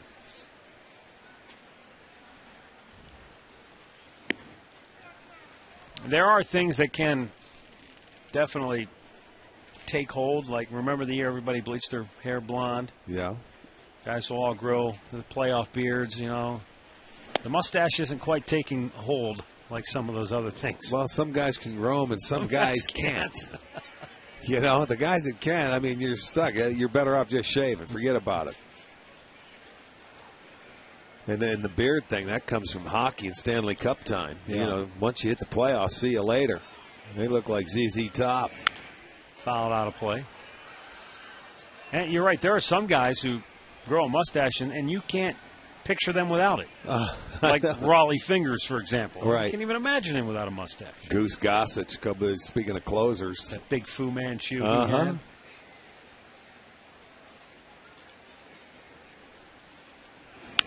Crow, ground ball to third. Longoria fires it across, 2 away. Time for our game recap brought to you by your Northern Ohio Toyota dealers. Shin-Soo Choo's RBI double down the left field line got the Indians on the board first. Then in the second inning, Shelley Duncan with a 2-run home run off David Price to make a 3-zip drive. It stayed that way until the 5th when Ben Zobrist, the third straight 2-out hit, left the yard and tied the game at 3. For a dealer near you, visit buyatoyota.com. Both the home runs today, both Duncan's and Zobrist hit the railing. Railing balls. Of course, Zobrist was looked at by the umpires after they originally ruled it was off the wall, and they correctly saw that it was a home run.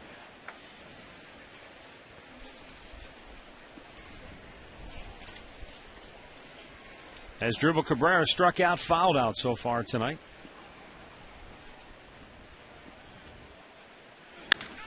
That's hit in the air to center. B.J. Upton now in a few steps. Tribe goes 1-2-3 for the first time tonight. We go to the 6th, tied at 3.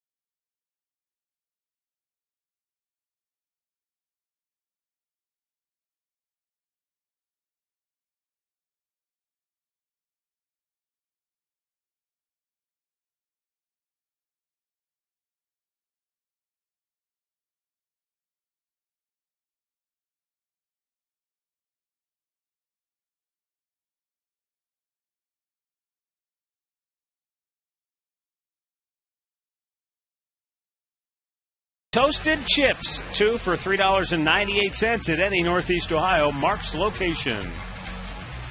So come into your nearest Mark's, where you'll find a huge selection at low prices every day.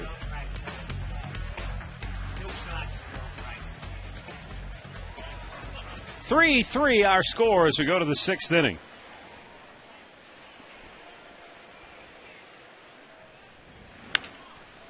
There's a fly ball right field. Chu back. And now pulls up in front of the warning track for out number 1 as Evan Longoria gave it a ride but came up short. You see how aggressive these Rays hitters are getting early. All right, time now to take a look at our Miller Taste Greatness moment. Remember this one? Who can ever forget? The pine tar incident at Yankee Stadium involving Tim McClellan, the home plate umpire there, who would normally be the crew chief for this umpiring crew, but he's on vacation or not available or whatever. He must have known that this was going to come and we were going to run it as our Miller moment. George Brett had to be physically restrained. He was so bananas after that. Now Pena puts a charge into a ball deep, and Crow's going to watch it leave. And the Rays take the lead. Pena with his 21st home run of the season. A one-out solo homer, and it's 4-3 Tampa. I'll bet you, without even looking at it, this pitch was up in the strike zone. 5 out of the last 6 Tampa hitters have swung at the first pitch. So let's take a look at it. There it is, upstairs. That looked like it might have been a little changeup. And he has seen enough of them today, so he kept the hands back. And after that first strikeout, he was down 0-2. He drew a walk, and now the solo home run, and Tampa takes the lead.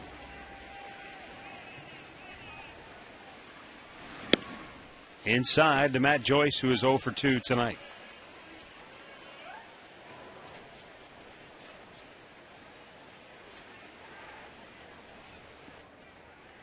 So the Rays using the long ball, much to the delight of hitting coach Derek Shelton. And this one is going to go off the fence.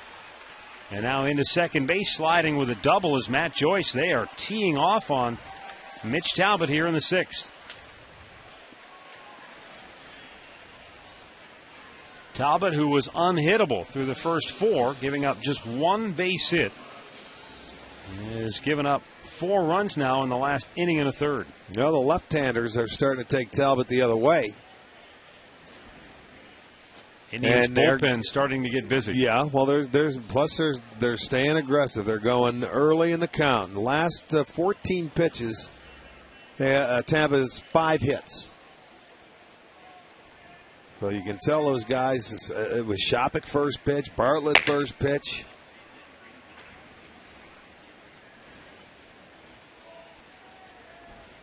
So they have definitely made that adjustment, as I figured they would when you got through going through the third time. Center field, Crow reaches down. Did he grab it? Yes, he did, barely. Just did get the leather down before that ball grazed the grass, and that's out number 2.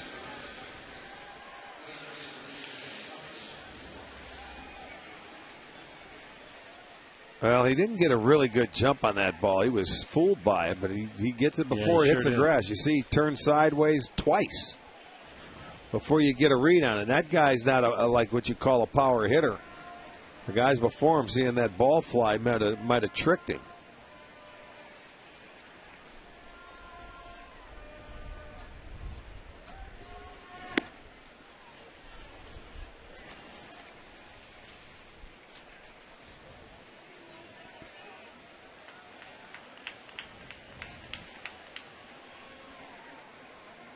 B.J. Upton robbed of a hit his last time up on a terrific sliding catch by Shin-Soo Choo. That's fouled back out of play.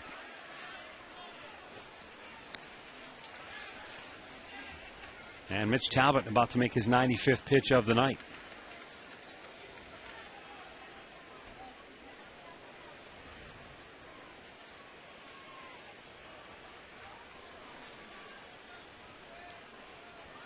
Now the 1-1. Roped foul. I was looking at the list of Indians pitchers who have wins against Tampa during this 18-game win streak. The only pitchers with multiple wins: Cliff Lee with 3, CC Sabathia with 2, Fausto Carmona with 2. All right, so everybody else has single. No kidding. Paul Burr, Joe Borowski, Brian Sikorsky, Aaron Laffey, Carl Pavano, Greg Aquino, Matt Hergis, Matt Ginter, Tom Masney, Jeremy Sowers, Jake Westbrook. They've shared the love then. Yeah. Heading to third as the ball bounced in front of Santana is Matt Joyce. So a runner at third with 2 down on the wild pitch.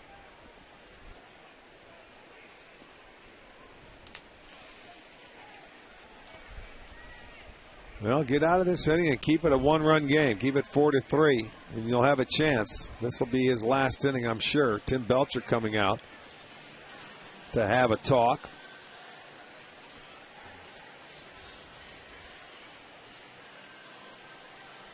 Well, while they're meeting, let's go back to the studios for another in-game update. Here's Al Pulaski. All right, Matt, let's head to Baltimore where the Orioles are taking on Minnesota. It was 2-1 Baltimore here in the 5th inning. Delman Young hits a 2-run homer. He's having a great season, and this puts the Twins ahead 3-2 now. They're in the 6th. Back to you.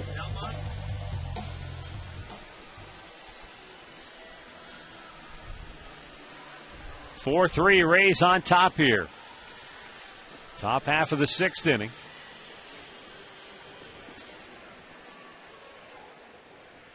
Rays with 5 of their 6 hits in the last 2 innings of this game now.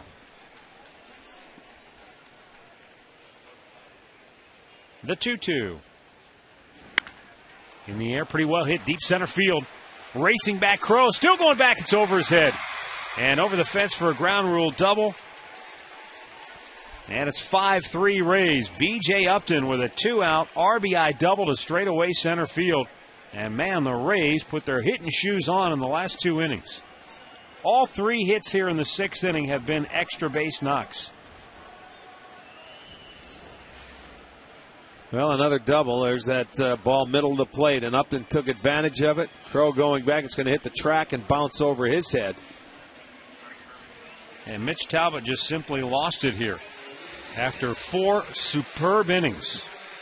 He gave up 3 in the 5th, 2 more here in the 6th, and he leaves on the short end of a 5-3 score.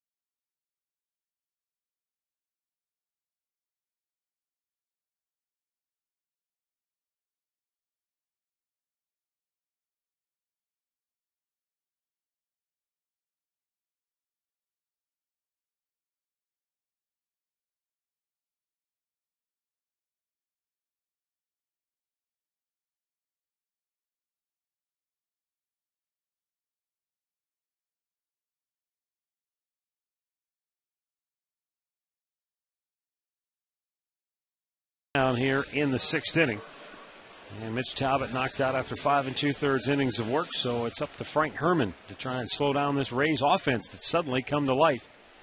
And this has been their problem during the Indians' 18-game win streak as you look at our H.H. Gregg pitching change. And that's the fact that the Rays just haven't scored a lot of runs. Well, they didn't look like they were going too early, but I'll tell you, they've come alive. The home run ball has certainly helped them, and the extra base hits after scored the first 4 runs via the long ball and the not back to back, but the 2 consecutive doubles as far as hits go. You don't want to give up many more when you're facing Price on the other side.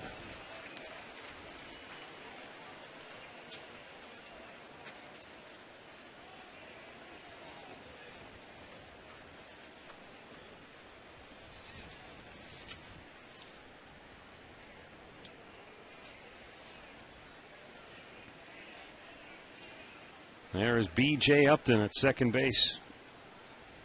Coming into that at bat for Ben Zobrist in the 5th inning with 2 outs and 2 men on base. The 1 through 7 hitters in the Tampa lineup in this series had gone 0 for 31. So that's turning things around in the blink of an eye. But again, last night the Indians held them to 1 run, and that's been a problem for Tampa. That's the 12th time in the 18-game win streak for the Tribe they've scored 2 runs or less against the Indians. Bouncing ball to third, fair ball. Peralta's long throw in plenty of time, and the inning is over. But the Rays snap the tie and take a 5-3 lead into the bottom of the 6th.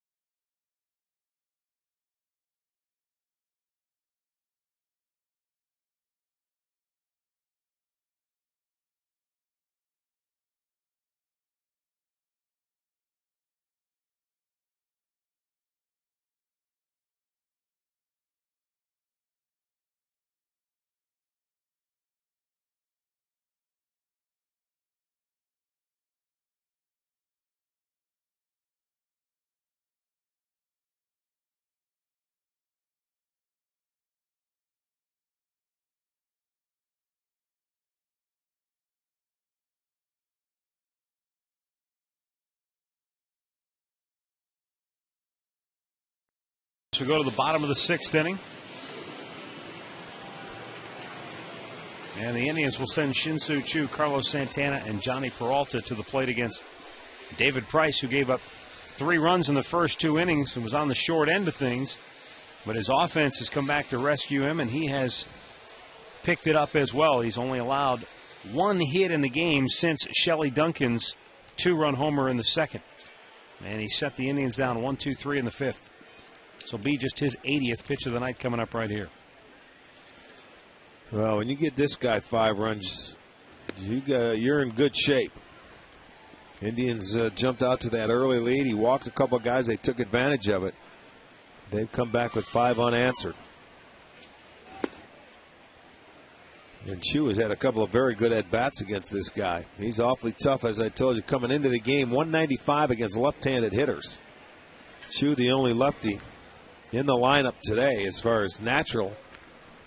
We got some switch hitters, but he's been on base both times.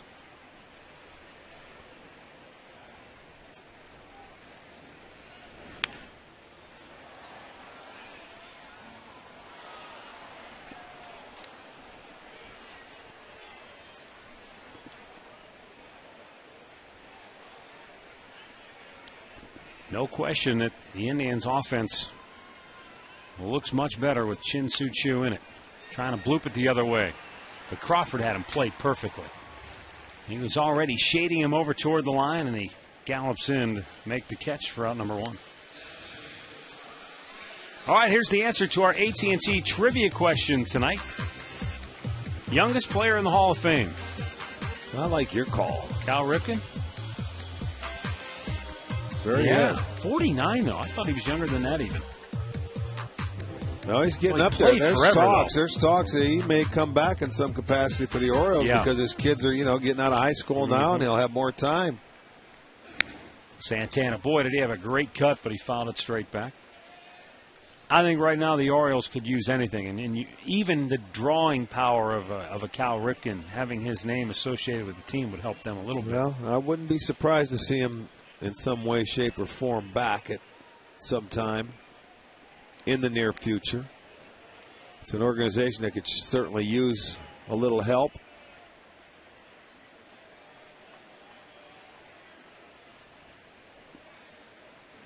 Down in the dirt.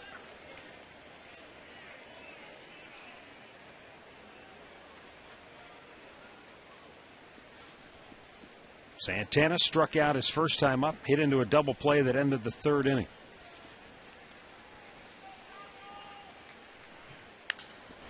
That ball's hit well. Deep center. Upton racing back, but man, he puts on the Jets and cruises to make the grab. 2 down.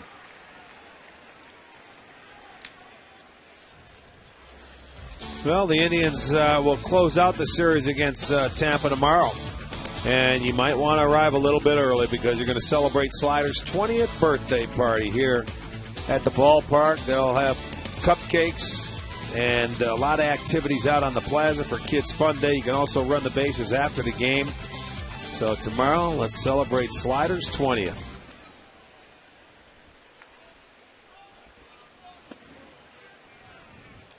Johnny Peralta 0 for 2. He has grounded to 3rd and struck out tonight.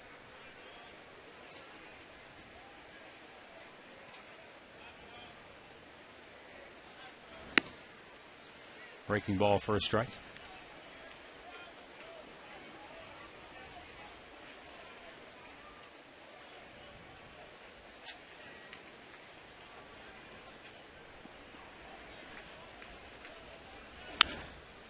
Punches it foul the opposite way. Finds its way into the club seat section.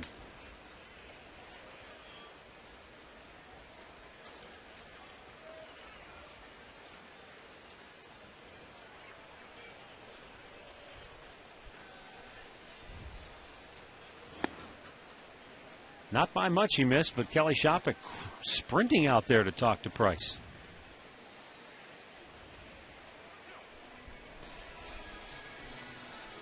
Well, Shopik has an idea how he wants to get out. Peralta, after playing with him for so long, he's got an idea what this left-hander throws and says, listen to me, son. Let's just come on in and execute. They wanted to try and tie him up with a fastball in last time. They helped him out with a breaking ball. There you go. Broke his bat. Look at that. Off-balance throw by Rodriguez in plenty of time, and the Indians go 1-2-3. And David Price has retired 8 Indians in a row.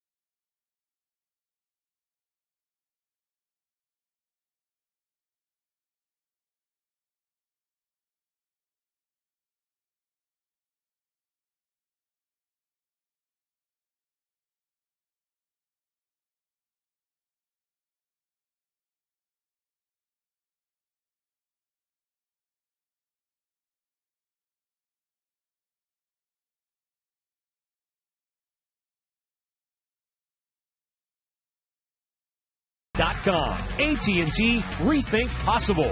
By the Sierra from GMC. Never send a truck to do a Sierra's job. And by Wendy's. You know when it's real. Wendy's.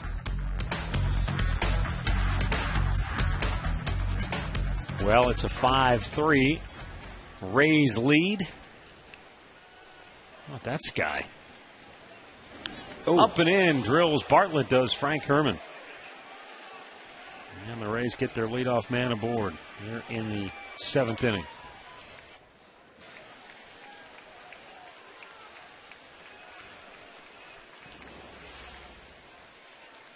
Well, he's sitting down and away, and that ball gets away and gets him right on the left arm.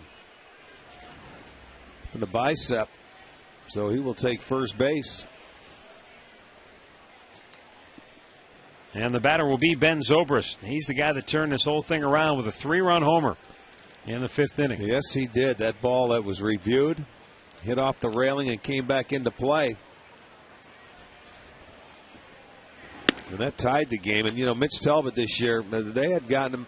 He's 6-0 when he had a 3-run lead this year. This is the first time he hasn't been able to hold on to it. And now, don't be surprised to watch the track meet begin with a 2-run lead. And that's why Frank Herman makes a strong throw over there. Tampa is first in the league in stolen bases. They have 117.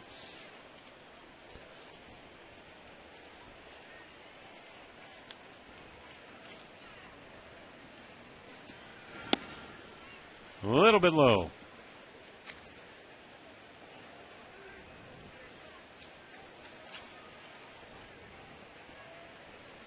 Left-hander Rafael Perez loosening now in that Indians pen. Sky-high pop. Left field. In comes Austin Kearns. One away. Tonight's achievement of the game is brought to you by PNC Bank, for the achiever in us all. And this Indians bullpen, last 12 home games. Look at that. 0.26 ERA. Well, look at 9 walks, 29 strikeouts. It's not a really, a strikeout bullpen, but I'll tell you what, they've done a terrific job at home.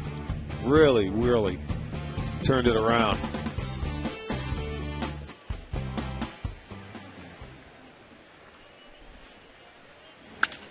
That ball's hit the other way, slicing into the corner. Kearns over. It's a fair ball. Into third, flying in there is Bartlett. He's coming around to score.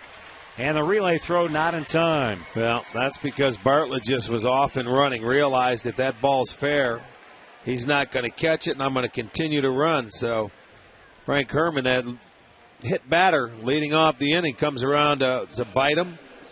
Crawford gets his first hit of the night, a double. That's their third double, and they make it a 6-3 ball game. And Crawford, like that ball away, stayed right on it.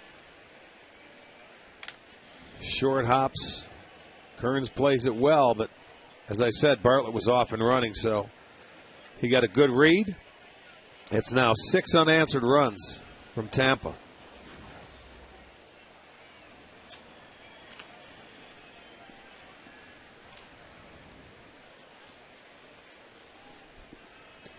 Evan Longoria 0 for 3 tonight with a chance to inflict some more damage as the Rays trying to pull away now, leading at 6-3. And stop this string or curse or whatever you want to call it in this ballpark. Joe Madden might pop a bottle of champagne because Joe Madden was here back in 1996 filling in for John McNamara. So as the manager, interim manager at that time, he got swept in a 4-game series. So he said, my streak is even longer than the Rays' current one. Yeah, that's exactly right. There's a drive to right coming hard as Chu makes the grab. And that is out number 2. Well, the Indians will host the Yankees in a 4-game series. That starts Monday. Tickets are on sale now, and you can check out the AM/PM all-you-can-eat seats. You get unlimited food and Pepsi products for just $32 per ticket. You visit Indians.com. And again, Monday is going to be Chuck Valetti out in the bleachers, so it's going to be a busy 4 days with the Yankees coming to town. We got another pitching change. Frank Herman exits. And Rafael Perez coming on when we come back.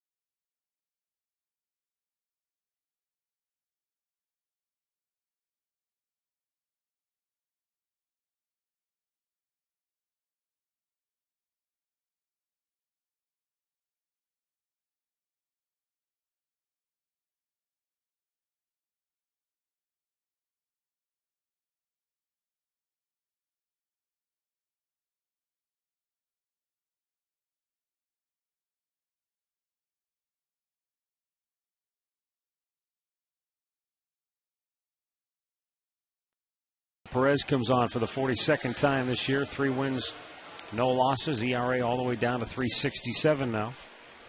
16 walks, 22 strikeouts, and 34 1/3 innings of work. He comes on with the runner at second base and 2 down, and Carlos Pena will be the batter. Pena broke the tie at 3 with a solo homer in the 6th. And make it 4-3 Rays. And then with 2 outs, B.J. Upton an RBI double to make it 5-3. And here in the 7th, another RBI double, this one by Carl Crawford, to make it 6-3 Tampa. And the Rays, who started this game 1 for 15, are now 7 for their last 13. So they've really called a game of adjustments, and they certainly made it. They got aggressive early with Mitch Talbot, and that just propelled them. They up there and relaxed now, and they're continued to add on the middle part of this ball game. The last 3 innings, they've scored.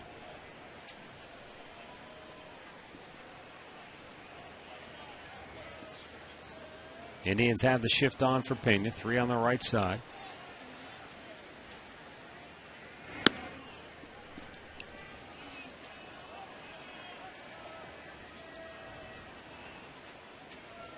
Pena with his 25th career homer against the Indians earlier tonight. Got a ways to go to catch up to Paul Konerko. Well, yes, he does. And, he's not playing in our division anymore. He came up with the Tigers, and he used to wear us out. Throw all the way through, but Crawford was back easily. I remember when Pena hit 3 home runs in a game here. That's tough. That's a tough play right there if you're going to try and throw out Carl Crawford at second base. You might catch a slow guy napping, but you're not going to catch him. Yeah, I wouldn't think so. But it doesn't hurt to try. Doesn't hurt to try.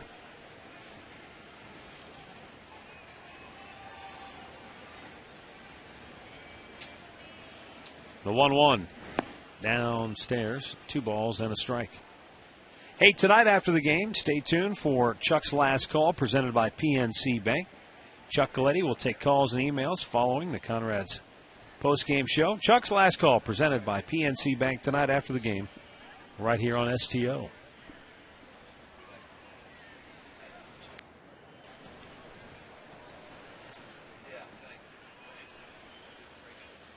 Rafael Perez, who Twins catcher Joe Mauer termed nasty when we were in Minnesota, and thus Mauer tried to bunt with 2 men on base and only 1 out in a key spot in the second game of that series. Yes, oh boy. Left everybody in Twins land, though, scratching their head afterward. I think everybody scratched their head. I know I was. So much so that Ron Gardner, when he was asked after the game, he said, I don't know, go ask Joe. He said, I've never told a player, to bunt in a certain situation like that. He goes, I don't. Your hitter's in the middle of the lineup right there. You go get it. No, that was the strangest thing I've seen in baseball in a long, long time when an MVP tries to bunt with a runner in scoring position after they just tied the game. 2-1. Spun him out of there.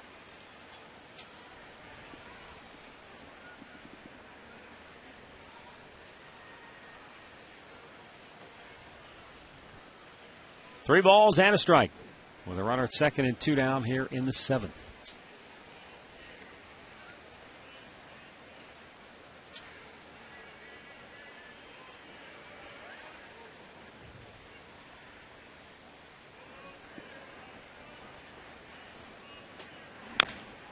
Chopper foul. Well, Colorado got tattooed tonight by Philadelphia 10-2, and I believe that was Ubaldo Jimenez, who was on the hill for the Rockies. Well, if that was, then his last outing in Florida wasn't that good either. Let me check here. 2 innings, 6 earned runs for Jimenez tonight. Ouch. So whatever has happened there, he's bounced back to earth.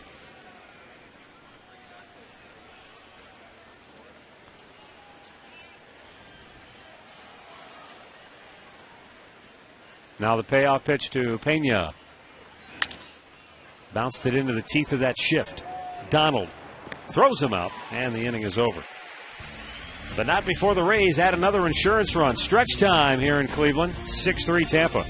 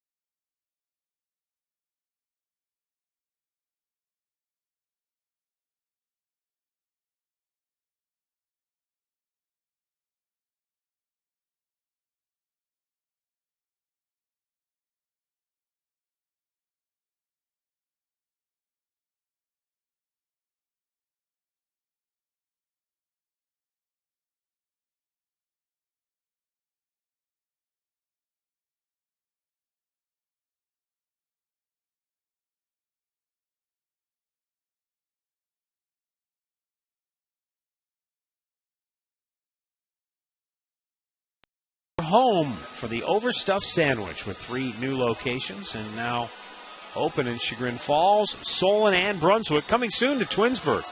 Log on to paninisgrill.com for a list of all their locations.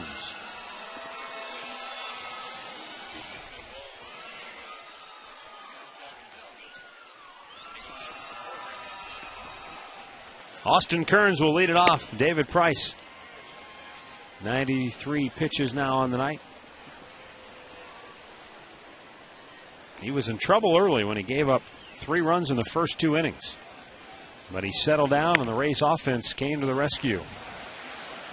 The second baseman Rodriguez takes care of that little pop-up. 1 down, and that's 9 in a row now set down by David Price. Matt Laporta walked and scored in the second, will step to the plate. Well, when you get a guy like this down early, boy, you better keep him down, because once they give him a lead, you see how tough he got. Once they gave him a 4-3 lead, he went out and just started shutting it down. And he has continued to do that. He hasn't given up any free passes like he did in the first 2 innings. But again, the key here for the Rays, with regards to this 18-game losing streak in Cleveland, is their scoring. And they haven't done much of that in the 18-game losing streak. A lot of their losses were like the one last night. Laporta hammers that ball to left. Crawford reaches up and pulls it down, 2 away.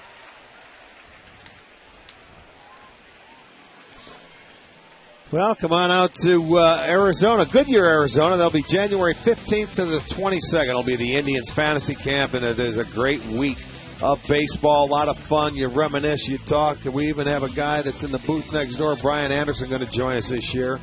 He does the Tampa Rays games, an all-inclusive week. Big league accommodations. Call 216-420-HITS. Visit Indians.com to register today. Shelley Duncan's 2-run homer in the second inning put the Tribe up 3-0.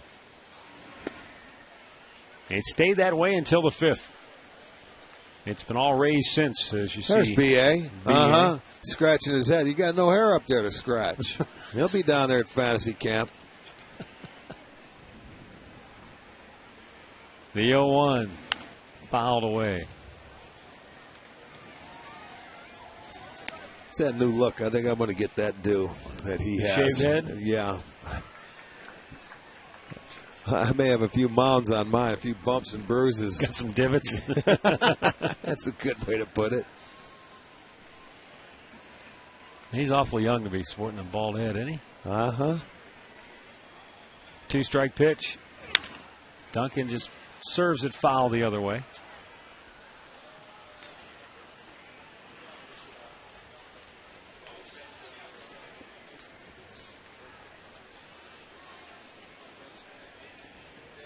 David Price in search of his 13th win of the year.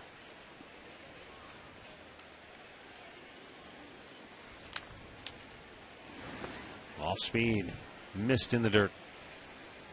100 pitches, 65% strikes so far for Price. He's settled down and kept it very tidy, hasn't he, since the first 2 innings? As far as pitch count goes, 65% strikes.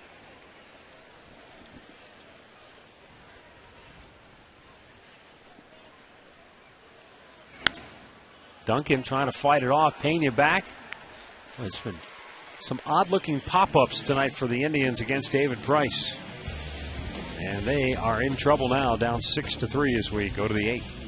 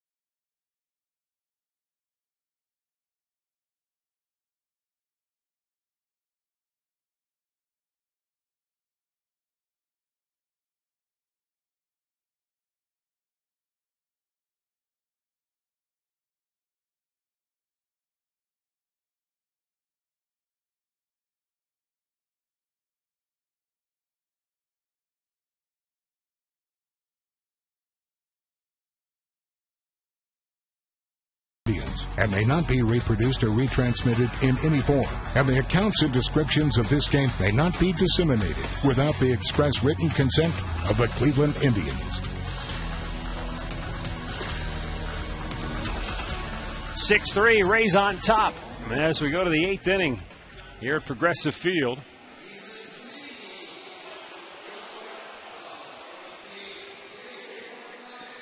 Matt Joyce, Sean Rodriguez, B.J. Upton, they're due up for the Rays. Jess Todd coming on now for the Tribe after Rafael Perez worked 1/3 of a scoreless inning in relief.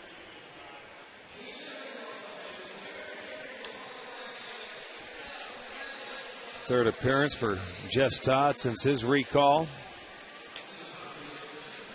Joyce, Rodriguez, Upton, the scheduled hitters.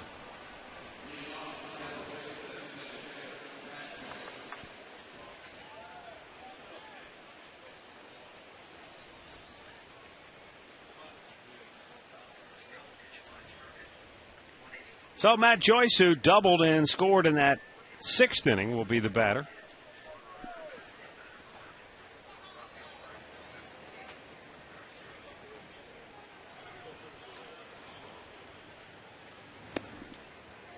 It's interesting when I was looking down at my card, Rick, the first 3 hits the Rays had tonight were singles. Every hit they've had since has been for extra bases. Yeah, that's right. 2 homers and, 3 doubles. Yes, indeed.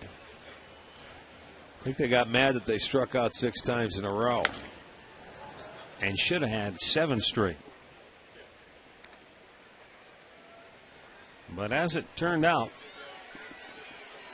they made the adjustment, got a little more aggressive that 3rd time through the order, and jumped on Mitch Talbot, knocking him out of the game after 5 2/3.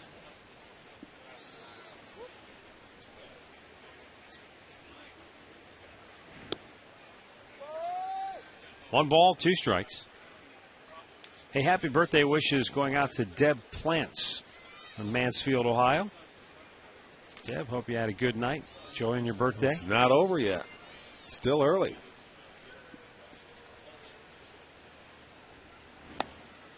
Missed low, 2 balls, 2 strikes.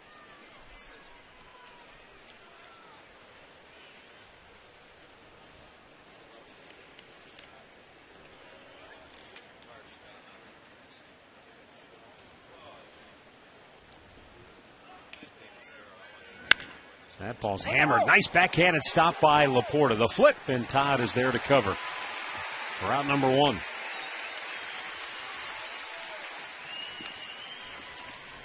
Nice play there by Laporta. Going to his backhand side. You see he goes to his right.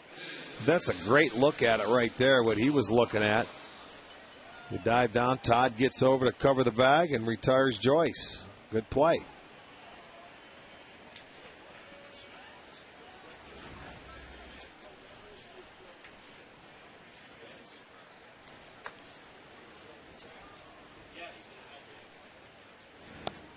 Down low for ball 1. Sean Rodriguez 0 for 3 tonight.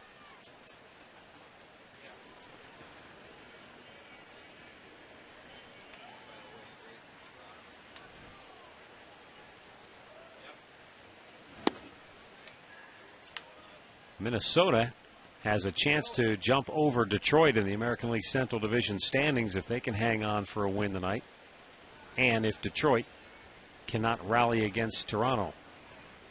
Detroit's down 3-2 at home to the Blue Jays in the 7th. Sky high pop near the seats. Peralta can't get to it. And meanwhile, Minnesota is up big on Baltimore.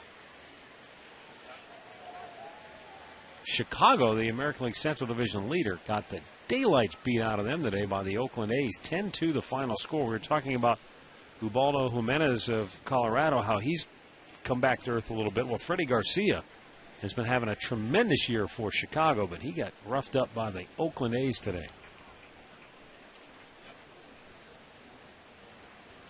2-1 pitch. Ground ball to third. Skip past Peralta. Yeah, that ball was smoked. Took a big hop right when it got to him. People are upset. I'm going to tell you, they have no clue how hard that ball was hit. And that ball did jump up, and that is a tough play. I mean, this ball was smoked. Watch him, and watch the hop it takes. 1-2, that second hop, it jumped up on him. It didn't stay down like Johnny thought it was going to. So that'll go as a base hit. They what? E5. I'll tell you what, I'd like somebody else to go out there and try and catch it. Who's scoring, Brooks Robinson? Yeah, that's about right. I'll tell you what, that is not an easy play. E5, wow. B.J. Upton drove in a run with a double his last time up. What do we have, the Kegler tonight? He must need to get out of here. He's got a bowl tonight. Rodriguez dives back in safely. Hey, Browns single game tickets are on sale now with prices as low as $35. Here's your chance to secure tickets for any upcoming home game this year. Log on to clevelandbrowns.com to get all the information. Swung on and missed as Upton could not catch up.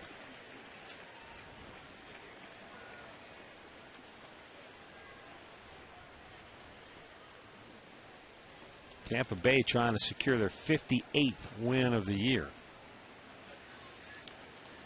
And draw to within 3 games of the Yankees, who were bounced by the Kansas City Royals today. Well, the Yankees have been so solid. And, you know, you look at the Yankees, Tampa, who's in second. There were 4 games back, 3.5, possibly 3 today. And then Boston. Those are 3 of the 6 best records in all of baseball. I mean, they're coming out of the East. And Boston yet to get healthy. So this is going to be some kind of run through August and September. Back out of play. Yeah, if you look at Boston's record at starting the day, 55-42, that would have put them in first place in the AL Central. Right. First place in the NL Central. It would have put them, a game out of first in the NL West, NL East. Yeah, I know it. And tied for the lead in the AL. And believe me, they're going to get stronger. They're going to get some bodies back. They've done a terrific job to just hang. Oh, good pitch. Upton is down on strikes, 2 down. And let's go back once again to the studios for another in-game update. Here's Al Pawlowski. Okay, man, let's go to Detroit where the Tigers get within a run here. Scott Sizemore base hit to score Miguel Cabrera. However, Maglio Ordonez earlier in the game hurt himself, broke his ankle. He's out 6 to 8 weeks. Back to you. Wow, they had Inge go down. Now Ordonez. Oh, boy. Big loss. Oh, boy is right. So now if you're Dave Dombrowski, Tigers general manager, you're either frantically working the phones or this is the kind of injury that you say, we're done. No, he's working the phones. They're too close to, not try. I would agree. Yeah, I would think he's going to be working the phones.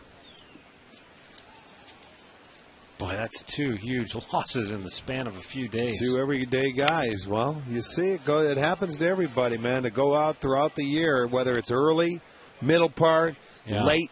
Yeah. I mean, every team goes through it. For the most part. I mean, there's some very fortunate teams that do not. They use their maybe 5, 6 starting pitchers. But it's rare not to lose a couple of good players throughout the course of the year. And they've got 2 down, everyday guys down now. We've seen it with the Indians firsthand. Pitch out, nothing doing. All right, guessing on an 0-2 pitch that they try and run, but you have Shopik up, so you don't want to take that chance of getting them thrown out because I don't think you want Kelly leading the inning off. Apparently, Ordonez has only been DHing in the last week because of the soreness in that ankle. And he tried to score from first base tonight on a 3rd-inning double. And it broke, huh? And he slid in and eventually had to be helped off the field by the trainers. Ground ball, or a liner fouled on the left side by Shopik. So that's a bad week indeed for the Detroit Tigers. Well, you have to find somebody to complement now Cabrera, who's in that let's say the number 4 hole. Because now, even though you have Bosch, a left-hander, he's a rookie. Well, yeah, they got their work cut out.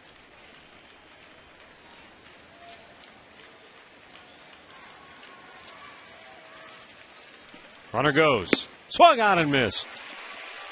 Jess Todd strikes out a pair. And we go to the bottom of the 8th inning. Rays on top 6-3.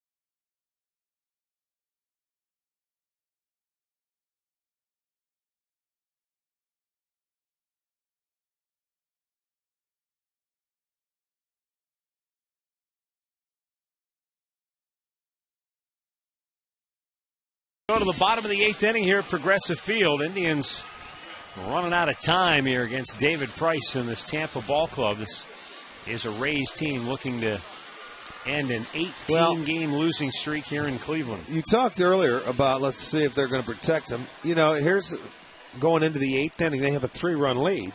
They've got a solid bullpen, but, a little over 100 pitches, 101 to be exact. He's going back out there, and he wants one more inning. He's got activity in his bullpen, but you're right. He's going to at least start him here. You know why? What because he can do. He's been so good the last 4 innings. He gave up 11 that one in a single. row. Yeah, 11 in a row, and then, that 3rd inning, he walked one but got the double play ball, so he's been on cruise control since they got him the lead. Jason Donald 0 for 2, looks at the ball outside, 2-0. Joaquin Benoit loosening in that Tampa bullpen. If you're the Indians right now, you need base runners. And Donald going to be taking until he gets a strike. It's 3-0. There you go. Yeah, get on base. Hey, there's still a comeback left. You have 6 outs to go. They have made a great comeback against these guys in this ballpark. Just get that first base runner. There he goes. A 4-pitch walk after Price had retired 11 straight Indians hitters. And Jim Hickey's going to check to see how much longer it'll take for Benoit to get ready. I think Madden thought he was going to go out there maybe and just be his typical self and then continue to throw strikes, but he didn't throw one there to the number 9 hitter. So obviously that guy in the pen not ready. He's going to let him go one more time. Trevor Crowe 0 for 2 will be the hitter. Got to take one here. You're down 3 runs. Oh, there they go. They're going to stall for time until he's ready. Shopik will go out and talk. By the time he gets back, that bullpen should be ready. Tricks of the trade right there. Well, let's see if Joe Madden's going to make the move here or if he's going to still give him the batter. It's like he's still going to give him a chance to get Crowe.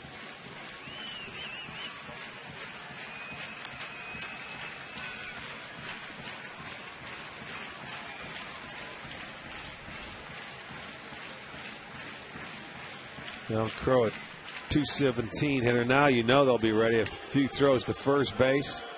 Crow a better hitter average-wise from the left side.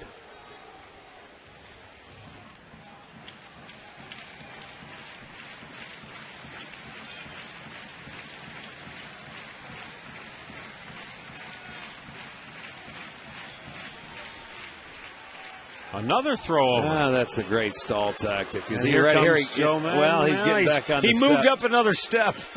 Well, he had to get a drink of water.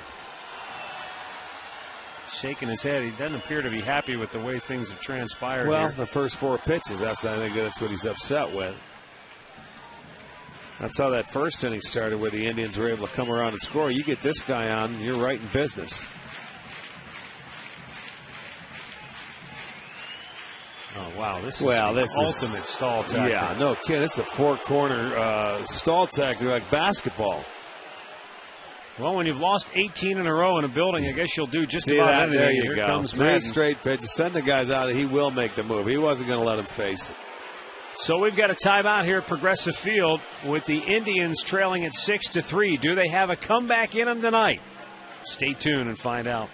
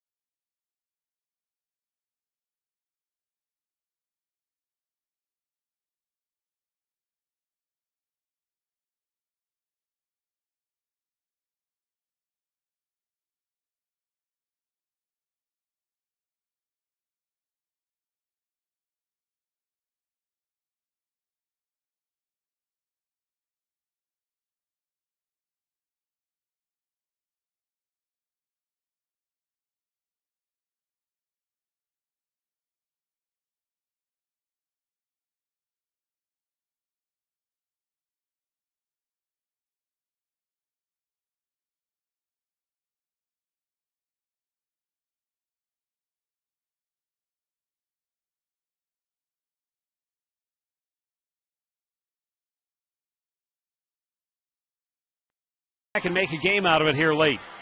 Leadoff man is aboard here in the 8th inning. Trevor Crow will be the batter, and the new Rays pitcher is right-hander Joaquin Benoit.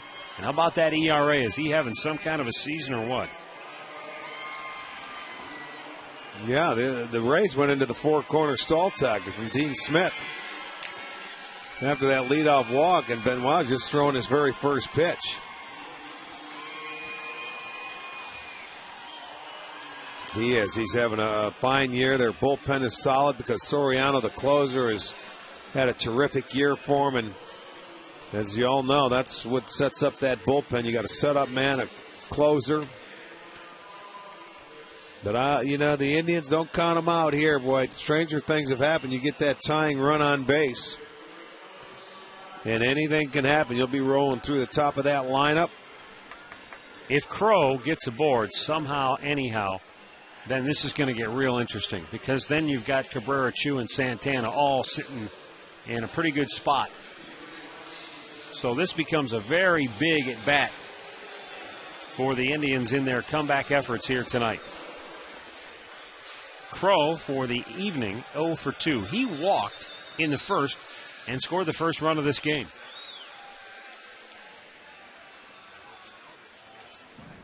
And, of course, probably going to make Benoit throw him a strike first, although Benoit, how about this? Just 6 walks and 45 strikeouts in his 31 and 2/3 innings. Spectacular. That's amazing. Spectacular. So maybe you don't want to spot him a strike, but I would imagine he'll take at least one. It's high for ball 1.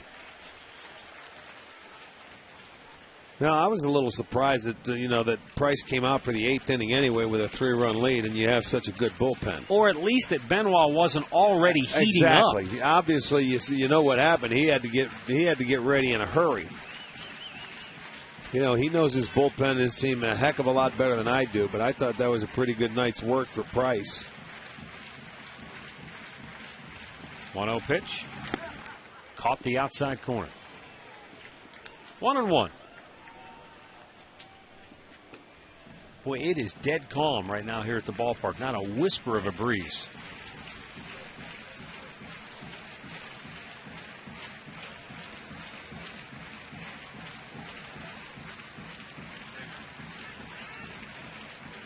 Now the 1-1 pitch from Benoit to Crow.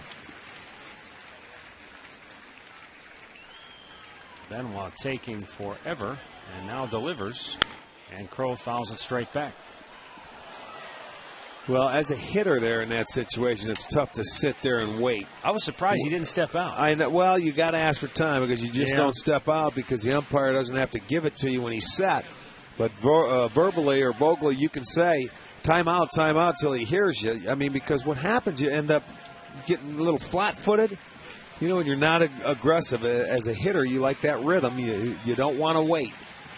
Same thing over at first when you're a base stealer. You hate to wait.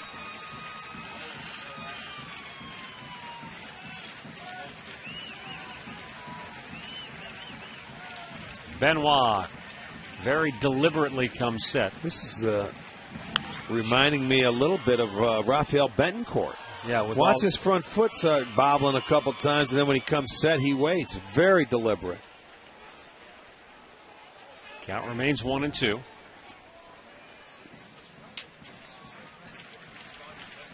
One on here to start the bottom of the 8th for the Tribe. They need one more base runner to bring the tying run to the plate. Okay, now keep your eye on him. Watch him go and get his sign. Really deliberate. He's got it now. Watch that front foot. Couple of tap. Huh?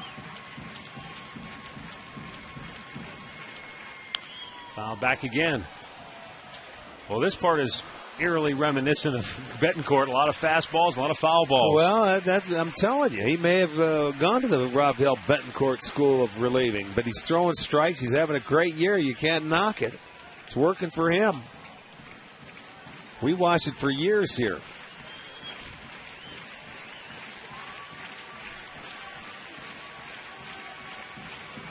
Here comes his off-speed pitch, whether it's the changeup or the splitter. I don't know if he throws a splitter or it's a good changeup. But watch the bottom disappear here. Got him. Right there. That looks like a splitter to me. One down here in the bottom of the 8th as Benoit gets the strikeout. Because that goes down just too sharp to be a changeup, and it goes straight down. That's a split-fingered fastball, but they call it as a changeup. You can see him release that ball, and his fingers were split and spread apart. That is a very good pitch for him, and he gets Trevor Crow on the strikeout. So that wouldn't be a bad idea to get after his fastball early, and you don't want to miss it.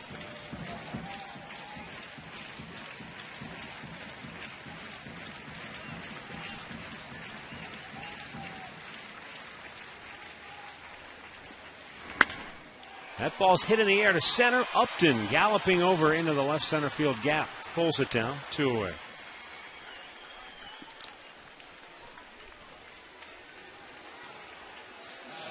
They'll clean up some last-minute anniversaries. How about this one? Eugene Street Jr. and Dawn Street are celebrating their 11th anniversary. Okay. Eugene Street Sr. and his wife Clara are celebrating their 56th anniversary. Wow. And Eugene Jr.'s mother and father-in-law, Emil and Donald McNeil, are celebrating their 39th anniversary. Do you think this was planned on the same day? I mean, let's go. Congratulations to each and every one. Yeah. At least they... You know what? They go out and party together. Exactly. You never forget. No one will let you. It's an expensive day in the family household. That's quite all right. Well worth it.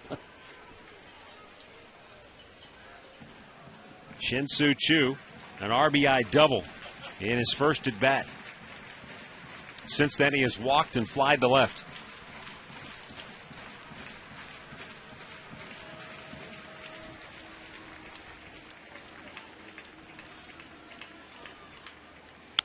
Choo with a line drive to right field, a base hit, and the Indians will bring the tying run to the plate here in the bottom of the 8th, and it will be Carlos Santana. I'll tell you what, Choo, he doesn't look like he missed a game. He has been very good defensively and offensively since coming back. He does a nice job here hitting this pitch that's down. Kept his hands back enough to get it over Rodriguez's head. So that's the second hit for Choo today. And that brings a tying run to the plate. So the opportunity is here for the Tribe. They need a 3-pointer.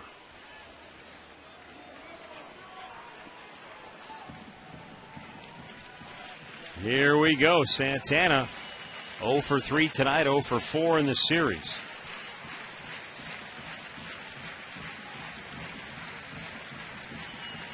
Rays with a 3-man shift on the right side for Carlos. And a pitch is outside for ball 1.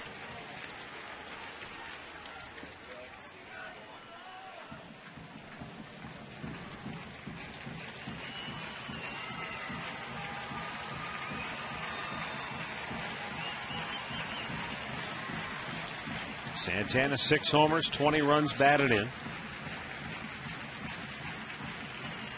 And coming in 121 at bats. His first time in the big leagues.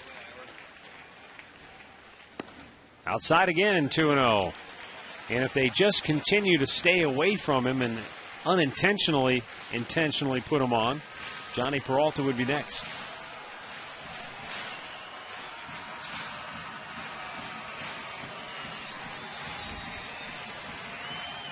This pitch will be the telltale one. If he throws a strike here or goes at him, then he's not trying to put him on. Well, Santana's looking for one thing. Give me a fastball that he can drive. That's what he's looking for.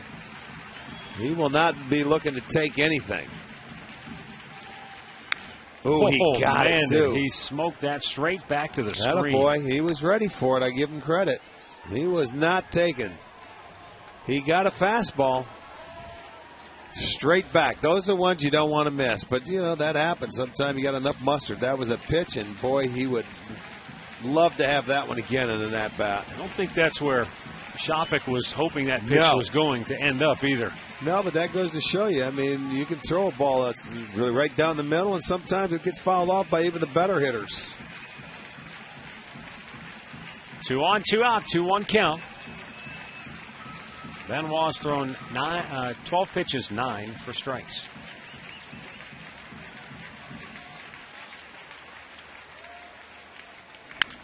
Fouled back again, 2-2. A little bit above the hitting area right there.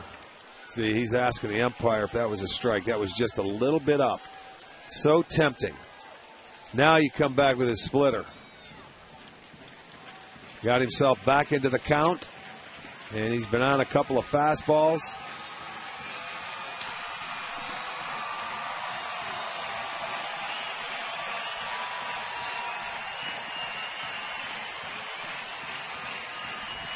And another warm night here at the ballpark. This crowd hoping to see an Indians comeback.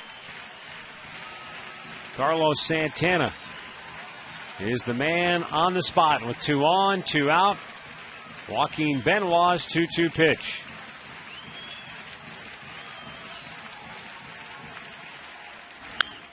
Right back just below us. That was a splitter. That was his off-speed pitch. That one stayed up a little bit. It had Carlos out front. He's not going to get another fastball down the middle like he had 2-0. But this guy has a good enough eye where he can lay off of it. It's funny, and Shopik had the same way, when he used to catch Betancourt. Watch, he never sets up until about 3 seconds after he comes set. A lot like what Betancourt did. Watch, they get the sign.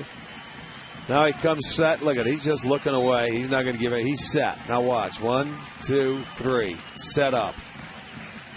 Look at that. Still waiting. Yeah. in the dirt. That's where Santana varies from other hitters. Able to lay off. Yeah. Full count. So everybody will be moving on the 3-2 pitch now. And Santana, who has shown a very good eye at the plate, but it's one thing to have a good eye, but when the game's on the line and you want so badly to be the guy to get the hit, it's almost even tougher to lay off some of those pitches. Well, you're right, and you got, even though you don't want to walk them, you don't give in to them because you've got Peralta, the right-hander, on deck. And you know what? He's not thinking that. He's looking for a ball he can drive still. But going through their mind is Tampa. They're saying, I'm not going to give this guy anything to hit. He's going to have to swing at my pitch.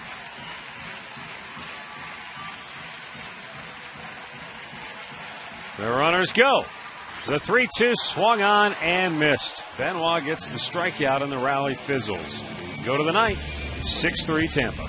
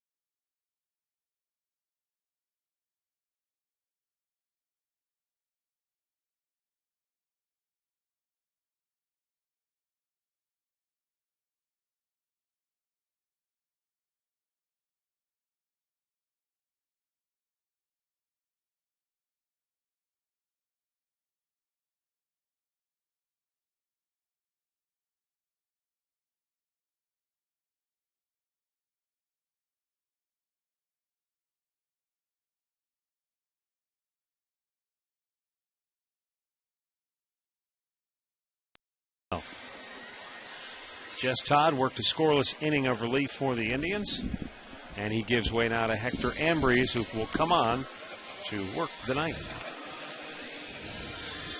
All right, Ambrose gets some work and keep it right there. They had an opportunity last inning. 23rd time Hector's appeared in the ball game, 0-1.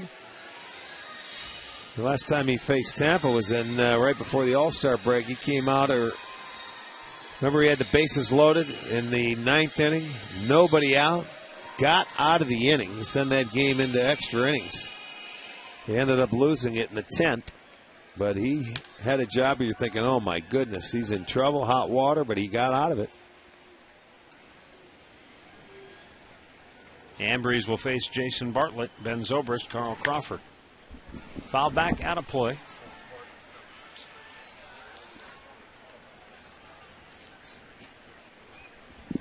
Indians came in having won 7 of their last 10 overall, but they've really been on an incredible roll, coming right out of the All-Star break, winning 6 in a row.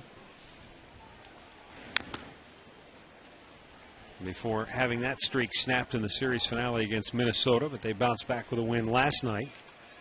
That ball came under looked like it got him under the chin protector. Yeah, you know, at first I thought it was what happened last night to the umpire, Andy Fletcher, where dirt got in his eye from a foul ball like that, but I think you're right. That ball jumped up under that little neck protector is right. It's like the old Steve Yeager throw protector. Right. The old, I call it the turkey gobbler. It did. It got him in the jaw. Sure did. And Santana says, you okay? Mike Everett says he's all right. Yeah, he may be a little sore tomorrow.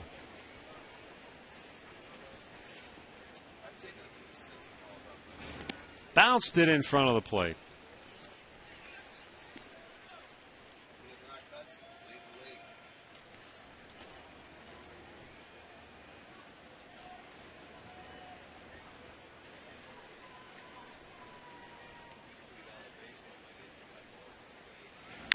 Now fouled away. Bartlett singled in the third, singled and scored in the fifth, was hit by a pitch and scored in the seventh. So for the number 9 hitter, he's been very productive here tonight. Well, he helped set up that fifth inning with the second straight 2-out hit. And he jumped on that first pitch of Mitch Talbot before the home run by Ben Zobrist. Oh, up and in, he got him. That's the second time he's been hit there Yes, tonight. it is. He's got to start wondering, hey, what did I do? That's the second straight time. He was hitting the seventh by That's what you Frank get. Herman. That's what you get for hitting 2 singles. This one was just up a little higher and tighter than the other one, but it's about the same spot that got him the last time. He had to go down a lot harder this time. He's going to start taking it personal.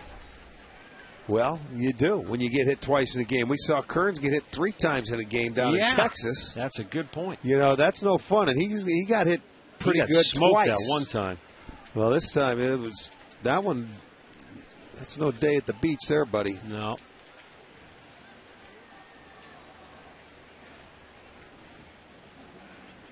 Runner goes. That's what you do when you get hit. Take off. You know what? That's exactly right. You know, you're sick and tired of it. You want to hit me? I'm going to steal second, steal third, and I'll score.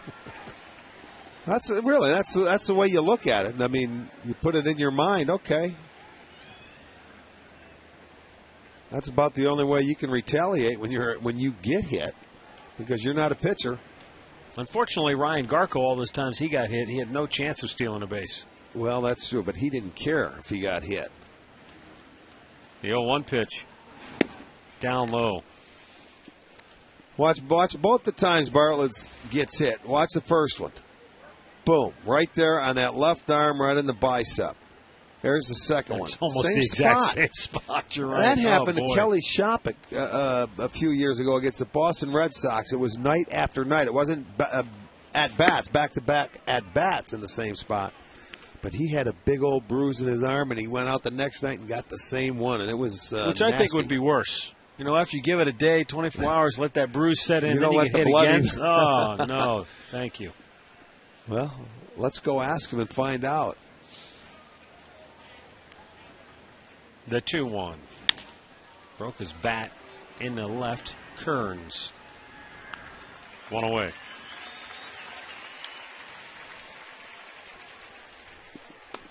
Tomorrow night on Sports Time Ohio, join Bruce Drennan for a primetime edition of All Bets Are Off at 7 o'clock. Then at 9, it's golf pro Jimmy Hanlon getting you up to date on the PGA Tour while taking your calls and emails. Haven't we seen enough of Jimmy Hanlon? I mean, he was on like 6 hours last night during our radio. Well, he's getting a lot of airtime. A lot of exactly airtime right. for our man. That's okay. All bets are off in the golf zone with Jimmy. It starts tomorrow night at 7 right here on STO. I wish we had a little tape of Tommy Bowen and Jimmy Hanlon going against Kenny Bowe and myself the other day. I heard that Tommy Bowe brought Jimmy down to his own level. Yes, he did. Bouncing ball to first. Snared by Laporta. He'll go to the bag. 2 down.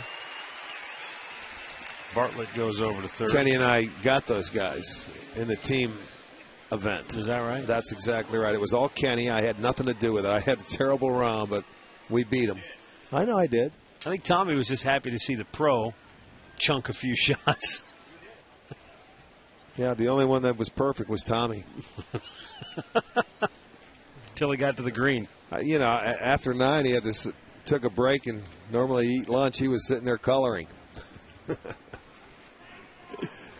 He played well. He really did. High fly ball to right. Chu is there. Indians are down 3. Their last chance to extend this winning streak is coming up next.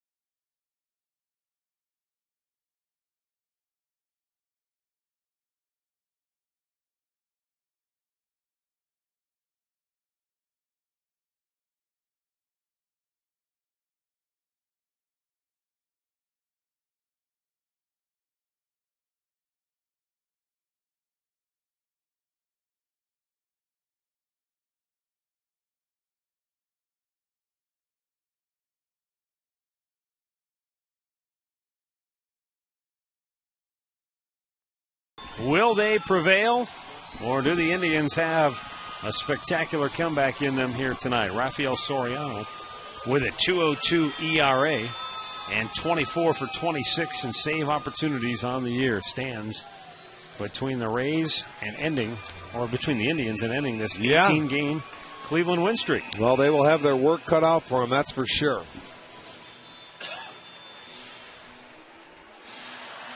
Johnny Peralta, Austin Kearns, Matt Laporta due up for the Tribe. Joaquin Benoit worked a scoreless inning of relief, giving up 1 hit. Struck out a pair. And may have had the, as you pointed out in the past, sometimes the save comes in the 8th inning. Yeah. Because of who's at the plate and situational hitting. He had to go through Cabrera, Chu, and Santana in the 8th inning. And now Soriano, as I said, will face Peralta, Kearns, and Laporta. Unlike Benoit, he gets to start with a clean inning. Benoit had to come in with a man already on base and nobody out.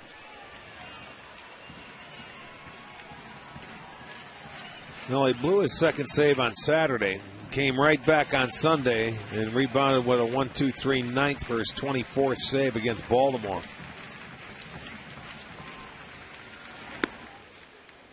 And as a closer, you all know you want to get right back up on that horse when you blow one. It's, get me back out there and give me another opportunity.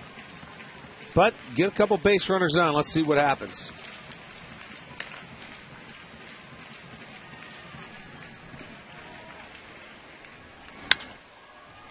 High fly ball, foul down the line into the seats.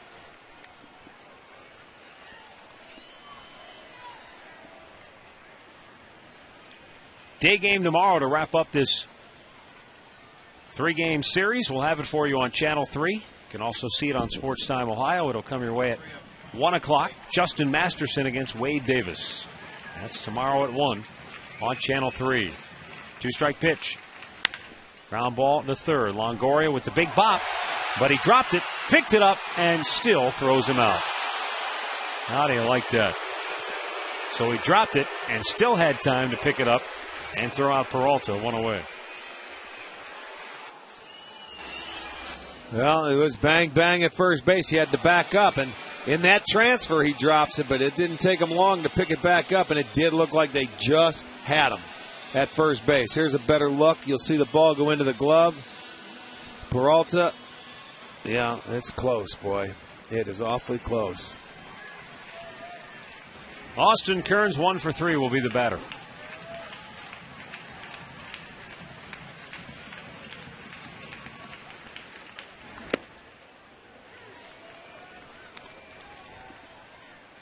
Soriano with a quick strike.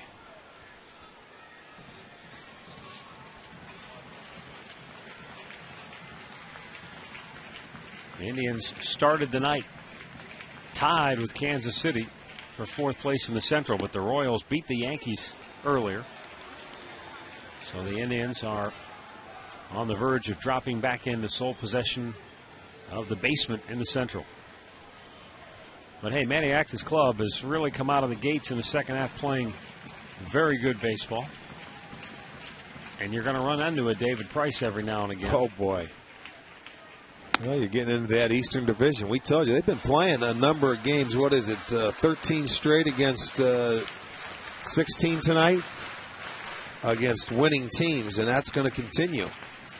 Because the Yankees come in for 4, and then we go out on the road to, Toronto. This will drop them to 9-7 in that stretch. So they've more than held their own against very good baseball teams. 2 down as Kearns strikes out.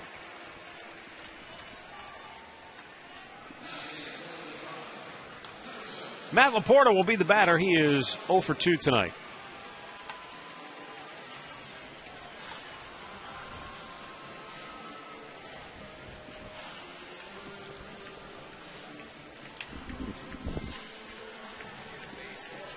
Matt Laporta walked and scored in the second inning ahead of Shelley Duncan's 2-run homer that put the Tribe on top 3-0.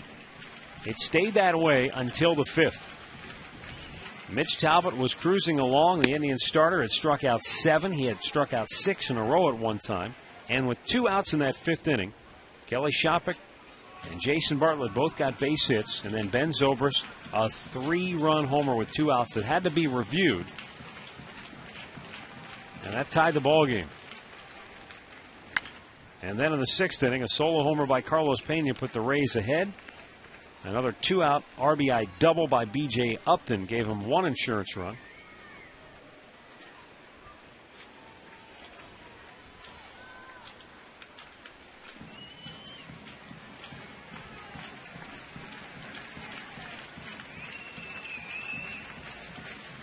And of course, they added another run in the 7th inning. In the dirt, Carl Crawford with an RBI double. And that's been it tonight. Indians scored early. The Rays in the middle innings. Indians offensively shut down by David Price for much of the game after he gave up the early 3 runs. Price retired 11 in a row before he came back out for the 8th inning already at 100 pitches and walked Jason Donald on 4 straight. And that was the end of the line for Price.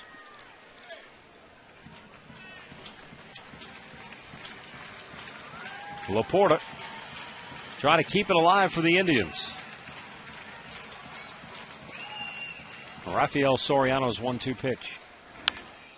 Rounded toward third foul.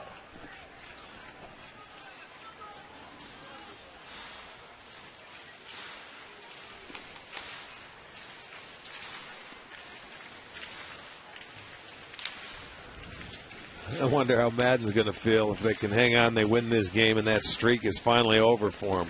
I mean, because, you got to think about it, don't you? I mean, you haven't won since 2005. Well, he's definitely thought about it because he's been asked so much about it. Right. So definitely it's in there. I mean, he's tried to make light of it, saying that he thinks there's a curse coming from Tower City. So that building looks like the one from the movie Ghostbusters. And it is. You try to... Well, after looking at the clouds last night, I could see why. But, you just want to get rid of it so you don't have to talk about it anymore, really, is what you want to do. And this tomorrow will be their last game and the last meeting for the Indians for this year. And then you can put it to bed and put it to rest. But until that 27th out is secured, he's not going to say a word. Not going to breathe easy, that's for sure. Let's see. Let's get a guy on. Let's make it interesting. Swung on and missed, and the streak is over. The Tampa Bay Rays have their first win in Cleveland since September 28, 2005, snapping an 18-game losing streak here on the shores of Lake Erie. And they did it in come-from-behind fashion, scoring 6 unanswered runs to win it here tonight. Our play of the game is brought to you by KeyBank, banking home of your Cleveland Indians. Well, you go into the 5th inning, and there's no doubt about it. This turned the game around. There were 2 outs. They had 3 consecutive hits. This one gets out of the ballpark. It hits the railing up there. They had to review it. At first, they weren't sure, but watch it ricochet. Really goes back to the infield and gets past those guys. They reviewed it. Goes as a 3-run homer, and that really changed the complexion of the game. That's going to be our key bank and key play of the game.